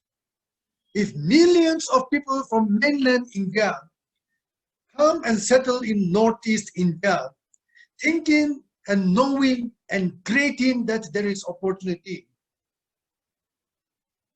what type of mindset are we supposed to challenge? Therefore, the biggest mindset is in our head. I want you people to look at Northeast as a land of hope, as a land of opportunities. Northeast has only about 4% of the country's total population, and that's because we have a lot of population coming from Bangladesh, coming from Nepal. So that's another chapter. But the point is, we have only about 4% of the total population, but Northeast has 8% of the land mass of the country. And in this 8% of the land mass, we don't have any which is like desert. All the land mass is fertile, and all the land mass is, of course, tourism potential. Out of official 533 tribes in India, 210 are from Northeastern region, which means in this 4% of the population, there are 40% of official designated tribes. Out of 365 languages in India, 175 are official languages. So we have 50%. 70% of Northeast land is mountainous. We all know that Northeast is considered as a highly sensitive region for government of India. And so officially, till 2012, the government of India's position was, let us not really develop Northeast because we don't know when China will take it on. It's quite funny, but it was in the newspaper. So if the government of India is changing its policy, it's hardly 10 years old. We hope the attitude of Delhi will change, and instead of Northeast as being highly sensitive for security concerns, it should become a high potential region for linking Indian economy with the Southeast economy. Northeastern region, as you know, has physical or geographical isolations, not because it is mountainous or not because it is not linked by sea, but because there is poor connectivity. I was asked to go and speak in Mizoram some few years back, and in order to go and give 1 hour lecture, you won't believe I have to spend about 5 days. First day I went to Kolkata, slept there. The next day I went to Aizawl, slept there. The next day I spoke. Then returning, I took 2 more days. 5 days I spent to speak for 1 hour. It's crazy. In 5 days, I could have happily gone to Bangkok, enjoyed Thai food for 3 days, and come back tested. Therefore, our poor connectivity is making Northeast to be isolated. And therefore, in such condition, can we talk about business? Of course, we can talk about business. That is why millions of people from mainland India, not lakhs, I repeat, are able to do business and find opportunities in Northeast, whereas because of the wrong mindset, lakhs of Northeastern youths, and this is not necessarily millions, they go out in mainland India hunting for job. Nothing wrong in it, but they are not business owners out there. Very, very few are doing business out there. The majority are only what we call the labor force. Therefore, the young has to challenge the status quo of their mindset, not of others, but more of ourselves. Now, if we look at the entrepreneurial spirit among the Northeastern people, a lot of people think that business is a cup of tea for Marwaris, but not for the tribals. Absolutely wrong. It is not so. Anyone can do business, but not everybody. So there is a difference between everybody, there is a difference between anyone. The former speaker, Miss Ida, was saying that there is nothing wrong in being a government servant, but not everybody will be in the government. Of course not. I fully agree with her. In fact, if everybody gets a government job, we will have a cemetery of talents. Because most of the time, if somebody works in the government, it's very likely that that person will lose their ingenuity. About 70% of the people who work in the government lose their creativity, lose their drive, because the government will pay you enough money so that you don't go hungry or you don't become a poor person. But the government can never ever pay you to become rich. Like it is said, all the richest person in the world and in India also are from business. It's only that in a country, very corrupted country like India and Pakistan and Bangladesh, or maybe other countries, even Burma put together, you will find rich people not declared as rich, but working in the government. This is sad. And if you read Garner Myrdal's book of the Asian drama, he has pointed out that corruption is a chronic disease in India and Pakistan, which of course he published in 1960s. Chronic means you cannot heal. Even today, after 70 years, we are unable to heal the corruption in the country. And so with corruption, you might have people who work in the government as rich people, but nowhere in the world you will see the richest people as government servants. So if young people out here today want to become rich, take the advice of Edie very seriously. She is still very young, and she has told you that she makes money because of business. And so, if you want to be rich, go ahead. Don't look at government job. If you want to serve people, please go. You can join the government. There are ways to help people, of course. But, for example, like in many of the northeastern states, including India, some people do become corrupt, and instead of serving people, they try to look for riches. I keep on telling my friends who join politics, I tell them, if you want to become rich, please resign from your politics, get into business. Some of the people, my friends whom I've come across, they think that they will become rich by joining politics. Wrong. And therefore, if you want to take up entrepreneurship, I want to encourage you, please do that. By becoming an entrepreneur, you will not only become rich, you will create opportunities for others. You know, somebody, an anonymous person, has written, I open quote, entrepreneurship is living a few years of your life like most people won't, so that you can spend the rest of your life like most people won't. If you're not prepared to work hard, if you're not prepared to give in your best, you cannot be an entrepreneur.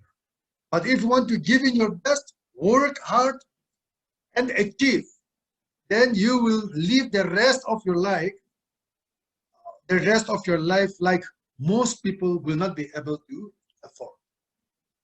The second point that I want to share with you is the viewpoint of Henry Ford. All of you know who was Henry Ford. Henry Ford was the one who started the Ford Motors. And he started that company when he was 40 years old. And as you know, he was not a highly educated person. But he changed the way the world saw automobiles in the late 20th century. And he changed the way Americans performed by making cheap assembly of motor parts available for millions of American workers. And he said, wealth like happiness is never attained when sought after directly. He said it comes as a byproduct of providing a useful service. So if you want to do business, learn from Henry Ford. I repeat, wealth like happiness is never attained when sought after directly. It comes as a byproduct of providing a useful service. Now, whatever useful service or product that you can imagine of, put in your best. And remember the anonymous writer who said, entrepreneurship is living a few years of your life like most people won't, so that you can spend the rest of your life like most people won't. Give your best. The third point that I want to share with you is learn from your customers. Mahatma Gandhi said, the customer is key, and which is true. And this is also said by Bill Gates. And you all know who Bill Gates is. So I will quote. Bill Gates said, your most unhappy customers are your greatest source of learning. So if you can learn from your unhappy customers, you will always be able to keep on improving your products or your services, and that will ensure your success. The fourth point that I want to share with you, choose your friends wisely, choose your companions wisely. If you want to do business, sorry, I am drinking tea because I have some sore throat, and that helps me in my in speaking. Some of you must know who is Booker T. Washington. He was an American black slave. He never went to school, but he got the opportunity to learn.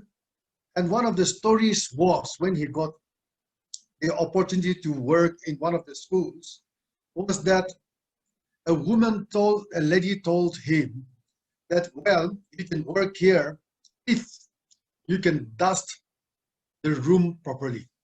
So it seems Booker T. Washington went and dusted it more than 8 times, so much so that when the lady came in, she saw that the room was really amazingly clean.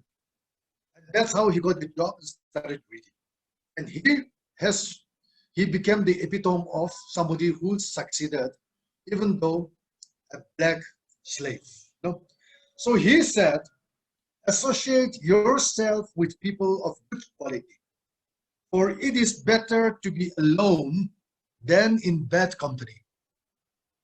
So if the youth out there listening to me, if you want to take up business, do not go around with your friends who want to appear public exams and get government job.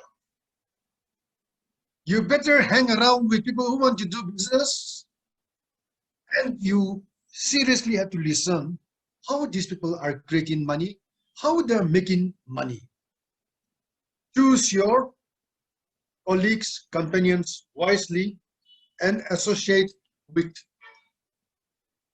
business people of good repute. The number 5 point that I want to share with you is from Brian Tracy. Brian Tracy, as you know, is a Canadian self-motivation author and speaker, and he has written a number of self-motivating books. And he said, successful people are always looking for opportunities to help others. Full stop. Unsuccessful people are asking, what is in it for me? This is correlated with Henry Ford saying and the Canadian self-development speaker or author. Useful service or product, if you can identify that and give it to others, that is where, like happiness, you will attain success. The 6th point that I want to share with the gathering tonight, or this evening, I'm saying tonight because Kohima is dark quite some time back. The Chinese are an old race and they have many interesting sayings. One is, open quote, failing to plan is planning to fail. That's fascinating. So whatever you want to do, plan properly. Or else if we fail to plan, we are actually planning to fail. The 7th point that I want to share with you all this evening is the thought of Tony Robbins.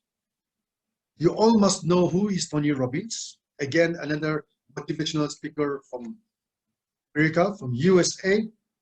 And one of his celebrated books is Awaken the Giant Within. And I also read that book quite some time back, and I found it very interesting. And he said, I open quote, action is the most important key to any success. Close quote. Action is the most important key to any success. If you decide to do business, and if you know that Northeast region is a powerhouse of hope and opportunities, where millions of people from mainland India come and do business successfully and become employers and become crore-patis, millionaires in Northeast, you better take action. You cannot sit at home and appear for exams and say that one day I will also do business. No, there is no one day here. If you want to challenge the status quo, your head is the biggest status quo. You have to learn how to change your attitude, and if you master yourself, you will master your destiny. If you don't realize that business opportunity is better than government jobs, I am sorry. You will miss the future of opportunities. There is no choice for anyone who wants to be rich but to do business. If you don't want to be poor, you can go and look for jobs. But if you want to be rich, please take up business.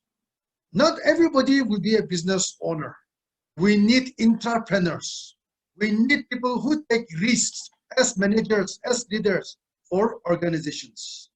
But at the end of the day, all these people also require a certain amount of entrepreneurial skills and not just work for the sake of a job. So my friends, the question today to create opportunity is not just challenging the status quo. It's challenging my mindset and creating that opportunity that we are meant to be. Let us not be defined by others. Take responsibility. Define yourself, what you are meant to be. And I tell you, if you want to do business, there is little competition in this field because there is endless opportunity for anybody who wants to take up business. So I thank you for your patient hearing. And if there are anybody who would like to ask some questions or express your views, you are most welcome. Thank you for the time and for your hearing. Thank you. Sir, once again, thanks a lot for your really valuable insights. And I think, like, for me, the most important takeaway point would be challenging my own mindset and creating the opportunity. So I think that is very vital out here. Very less people also think about that. Because we have a myth, like, we need to, like, opportunities need to come so that I can do something. But as you have totally changed that perspective, and I think I'm gonna definitely try to challenge my mindset and to grow in that way. So that's a really interesting point, and there are very interesting insights that you have shared, and thanks a lot for that. Also, so basically, guys, we are open for questions. Please post questions that you want to ask, sir. But before that, sir, being the host, I think I would ask you first. Uh, there is a myth, or maybe there is a very uncertain concern people have that we need a lot of money to start a business.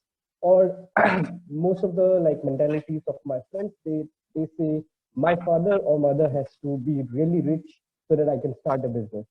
So what's your views on that, or maybe if there is some solutions to that, if you can share?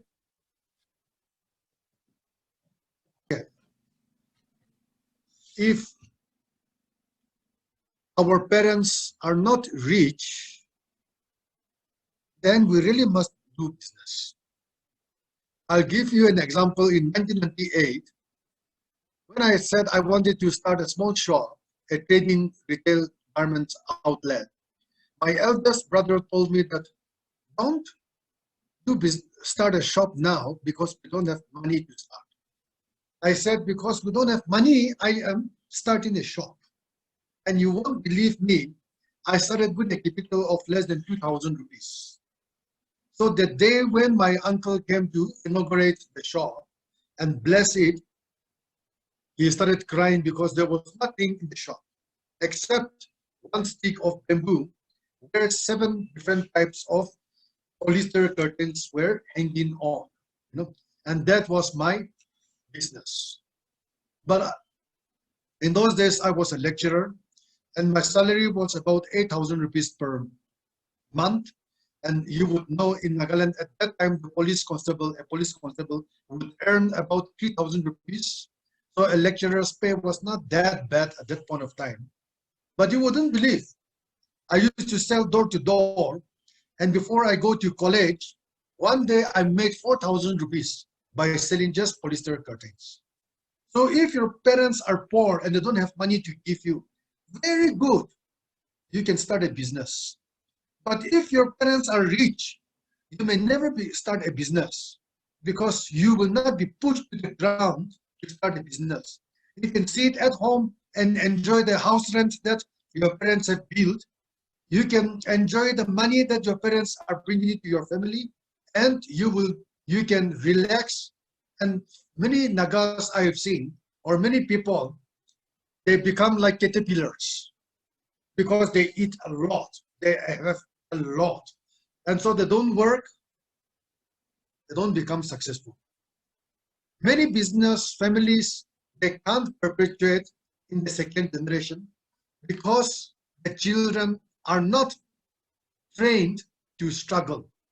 But people from poor families will succeed with the right attitude because you know how to struggle.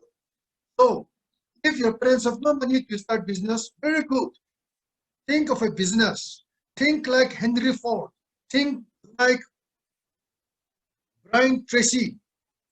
Think ways and means how to create opportunities for others, how to sell a good service or product, how to help others, and your business will succeed. So if you don't have capital to start your business, very good. That's why you need to do business.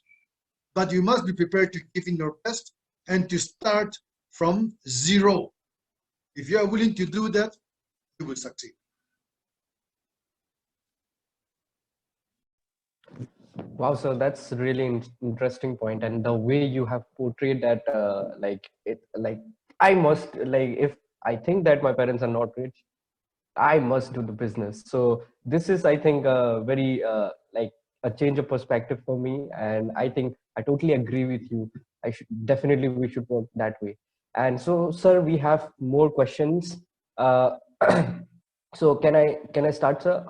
Like with Drishti, she has a question for you. She asks, sir, through your journey and experiences, how do you define entrepreneur? Who is an entrepreneur according to you? And that's the second one, sir. Yeah, I think anybody who solves problems and creates opportunities is an entrepreneur. Bill Gates solved the problem of computers and desktops. You know, so if you can solve somebody else's problem, for example, if in the particular locality where you are living at this point of time, if you don't get fresh tomatoes for housewives, that is your business opportunity. And if you can do that, then you become an entrepreneur. You may not be a rich entrepreneur like the Tatas or Birlas or Ambanis, but of course, you are a micro entrepreneur. And if you know how to save and invest, in 10 years, you will succeed.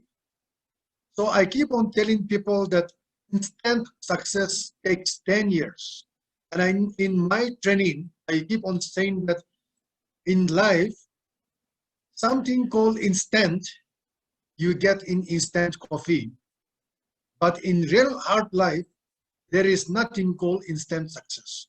You have to slog for it, build it up. And some people may say, no, then in that case, what about digital companies? What about information companies? Well, all these companies who became millionaires and billionaires, they were also slogging and working hard behind the backyards without sleeping, not for months, but for years, until one fine day, their company became a hit. And so everything takes more time than we actually know. But that entrepreneur spirit, whether it is big or small, if you want to solve problems, if you can give answers and create opportunities, that person is an entrepreneur. Well, thank you so much for that answer, sir. I hope, Drishti, you got the answer. Can I just get a yes from you? Is it clear?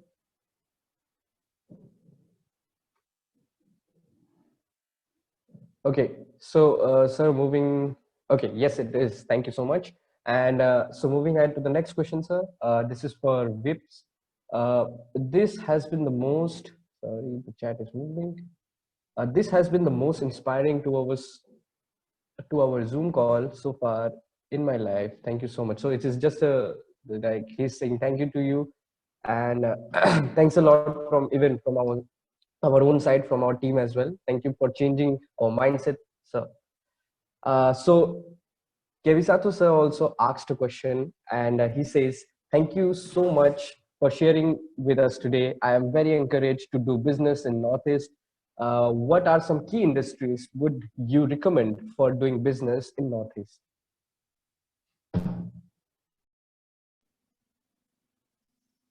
It's difficult to say which industries are key industries and which are not key industries because it absolutely depends on the entrepreneur and how we create it. But of course, when we say some key industries, which we can say that within less than 10 years, if that can become a hit. I think health sector is one. We all know tourism is also one. At this point of time, because of the COVID pandemic, tourism is not standstill, but tourism has got huge opportunity in Northeast. And I would think education is really great, because for Chinese to come and learn English education in Northeast, which of course is easier said than done, because the government of India seems to be terribly scared of the Chinese at this point of time, or wary of Chinese. But if they do come here in Northeast, they will enjoy bamboo shoot, they will enjoy all sorts of meat, and if they want, they can still eat snake meat in Northeast, unlike in China. And so I think they will be very happy to come and learn education in Northeast. So also Japanese and Koreans. And so some people call this Northeast as the melting pot between the brown race and the yellow race. It's not the melting pot, it's actually the meeting place, the merging place. So you would think education is very big. But of course, all of us have known about the agri-business, about food processing. You would know that Northeast is one of the 6 hotspots of the world, which means almost every vegetable and fruit can be cultivated in Northeast. And you have access to so much flora and fauna. And therefore, orchards, fruit processing are huge industries. If we are to talk about heavy machineries, like if we want to compete in car making and things like that, I don't think we are geared for that at this point of time. But without typical investment, huge investment, agribusiness has huge potential. Having said that, I want to encourage that mineral-based industries do have huge opportunities.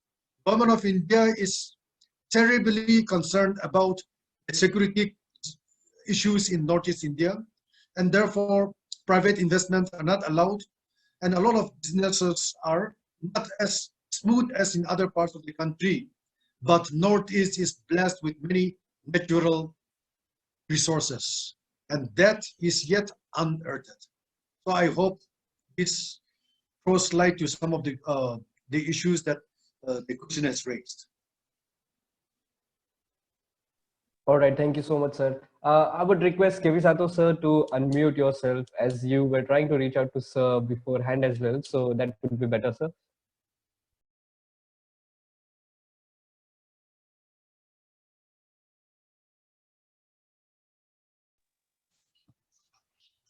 I just wanted to say thank you for sharing your ideas and expertise, and especially saying some ideas. I also wanted to ask, I think you said the key area that in our changing of our mindset, that we're not landlocked, but we're land linked. And so as we're land linked, how do we connect with our neighbors? Like you mentioned, 98% sharing borders to create opportunities for ourselves. Number one, if 20 million young people from Northeast region decides to become entrepreneurs, then Northeast will become automatically connected with the neighboring countries. But if 50 million Northeastern youths run away from Northeast looking for jobs in Delhi, Bombay, Kolkata, Bangalore, you name it, or if they go to Middle East looking for jobs in the airport or as salespersons, then our borders will remain only land linked. It will not be linked. And therefore, after 20 years, when all this drama of China and India is over, Northeast boys and girls will be busy counting how many truckloads have today trucks have come through the foreland in Northeast India. And so it will be like us watching the lawn tennis match. When the ball goes to the north, all the head turns to the north. When the ball goes to the south, all the head turns to the south, and will be turning likewise against all the trucks and the movements of goods and supplies that is going to happen in this northeastern region. So I think their challenge is really to challenge the Northeastern youth to take up entrepreneurship. Thank you for sharing. I also, before one of the questionnaires asked, what is, I think it was like, what is some advice or to get started? And I answered, my answer was, don't be afraid to fail. And what I forgot to mention is that that advice was given from you. That you said, if you want to be an entrepreneur, Thank you. be prepared to fail 10 times, 9 times out of 10. So you have to go into it and you have to be prepared to fail 9 times out of 10 if you want to be an entrepreneur and succeed. So that advice gave me the conditions and the attitude to say not to be afraid of failure. And so once that fear of failure is lifted from your shoulders, then you can engage in entrepreneurship. So I just want to say thank you. Thank you, Sato. All right, thanks a lot, Kevisato sir, to have you again. And yes, so basically, thanks for clarifying that point as well. So basically, we have more questions, sir. Okay, Izan asked, sir, do you believe there is some sort of pattern or formula to becoming a successful entrepreneur?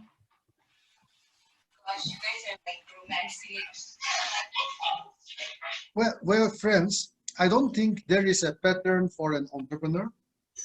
I still would like to think that if you can keep on solving problems and bringing in good services and products to society, to the community that you live in, that is what is going to make you an entrepreneur.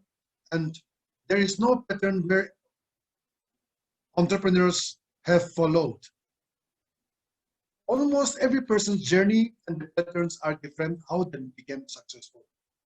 So you have to follow your heart, take courage, but think of solving a problem or providing good service or products to society. And society will pay you back with success.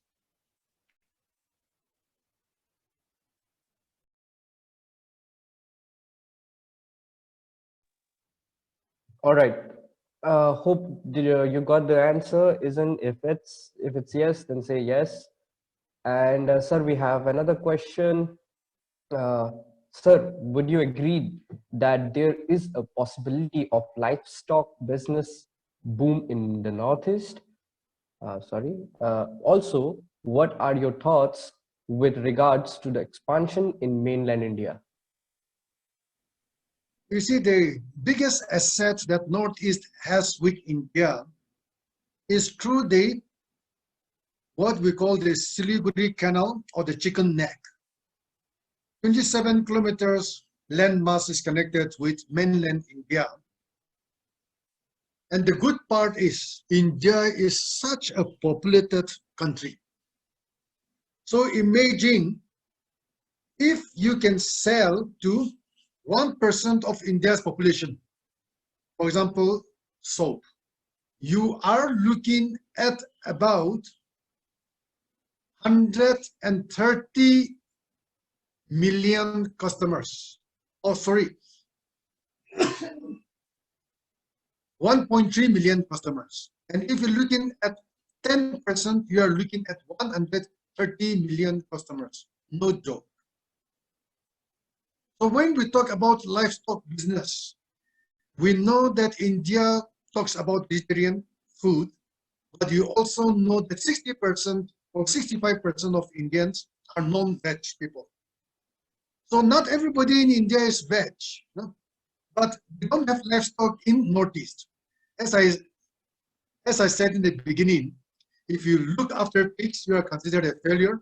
If you look after cows, you are considered a failure. If you rear chicken, you are considered a failure. And therefore, most of the livestock in Northeast comes from outside. We are very happy consuming the formalin fish from Andhra Pradesh because we don't have students we have thousands of students in Northeast who have done the diploma training in aquaculture, but we don't have people taking up aquaculture business.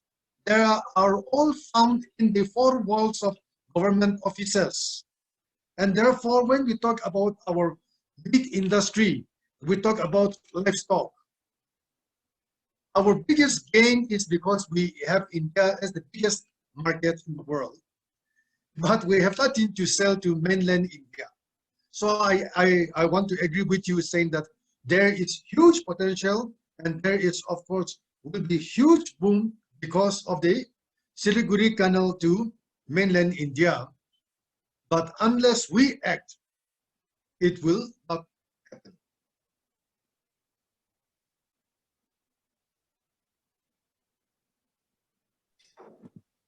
All right, thank you so much again for the answer. So we have the last question of of the evening, sir. This question goes, it is asked by Akusha. Sir, can you tell us about an experience of failure that turned your entrepreneurial journey around? I think every entrepreneur continues to meet and number of failures. People say failures and success are both the sides of the same coin. It's true. So for me, when I started my first retail outlet in 1998, after a year, a little more than a year, my whole retail outlet was burned down to ashes by a fire accident. And that was the time when I decided I'll resign from my lectureship. I had debts to pay. I had borrowed money from some organizations at 4% per month, but I did not know. I borrowed for 3 months, and since I couldn't repay because my job was burned down, I wrote letter to them and went and met them, and they said, it's okay, we can extend the loan period. But what I didn't know was, after every 3 months, the interest was compounded. So I went to Australia, stayed in Australia in Kevisato's parents' home, and I went and enjoyed Australian food in their home. And I was there in Melbourne, undertaking some international studies for about 4 years. And when I came back, the capital of 25,000 rupees was more than, the interest was more than the capital of 25,000 rupees. And then I had taken loan at 5% for 10,000 rupees. It was difficult, but I decided to sell tea leaves door to door. And so in the next 4 or 5 months, I worked very hard, sold door to door, and managed to repay back all the loans. But the biggest, that is not a failure, it is a challenge. But failures have been, since I'm in the business of giving out loans to people, a lot of times we want to give loan to anybody who comes and cries and shed tears before you. You start feeling sorry, and so you end up giving them loans. But of course, once they get money, many people do run away, and they don't want to see your face anymore. So this type of mistakes over and over again keeps on happening. But in lending business, losing money and recovery are part of the same coin. So for me, we all the time lose money, but we all the time make money as well. I have had many times where I invested wrongly and lost a lot of money, but there are many times where I invested properly and got many money. In 2004, the first land that I bought, it never became mine. I lost the land because the owner sold it to 2 persons. But that did not stop me from buying lands. I have bought after that many other lands and made good money. So entrepreneurial journey of failure is constant. So also success is constant. If you don't give up, and if you're willing to learn from the mistakes that you have made, and not be afraid to make profit and smile again, and not think about your losses. Thank you.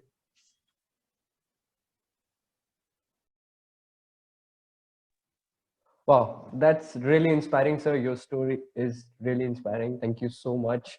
And really, sir, I think, guys, are we done with the questions or you have anything else? I think sir has answered a lot of questions for you.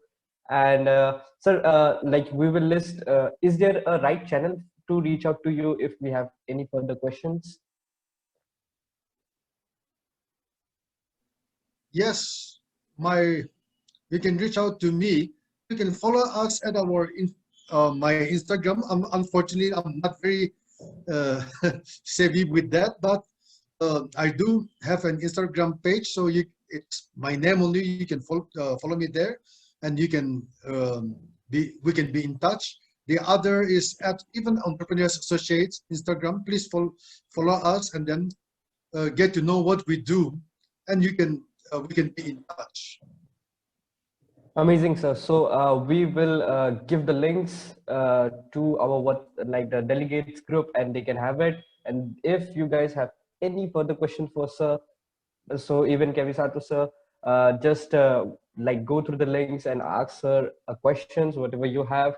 But yeah, at the end of the day, sir, it's really inspiring to have you. I'm really honored to have you out here and sharing your insightful thoughts and understanding about the market situations in Northeast and upcoming, future opportunities for Northeast and where we can actually excel and enhance and how this whole the vision of like how this whole Northeast can transform just by going becoming entrepreneurial and taking like just being into the state of taking risks and just going ahead like that.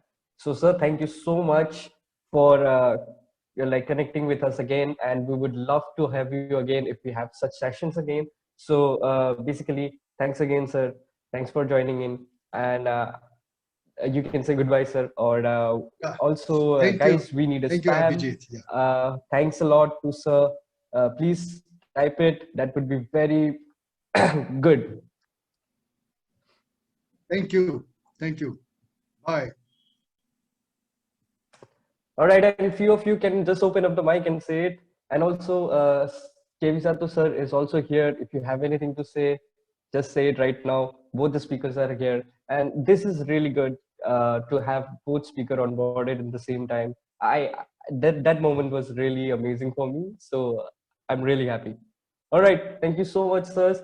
Uh, I wish like your directions is going to help us a lot in focusing what career should we choose and how to go through it. I know there will be a lot of challenges also coming in for like youngsters like us. So we will definitely try to reach out to you and make us furthermore. And thanks a lot again. Uh, I can see a lot of thank yous coming in. So I think this was fruitful. So guys, you know what to spam when we have an amazing day. I think we all had an amazing day. So please spam it, spam crazy. You know it. Let's do it.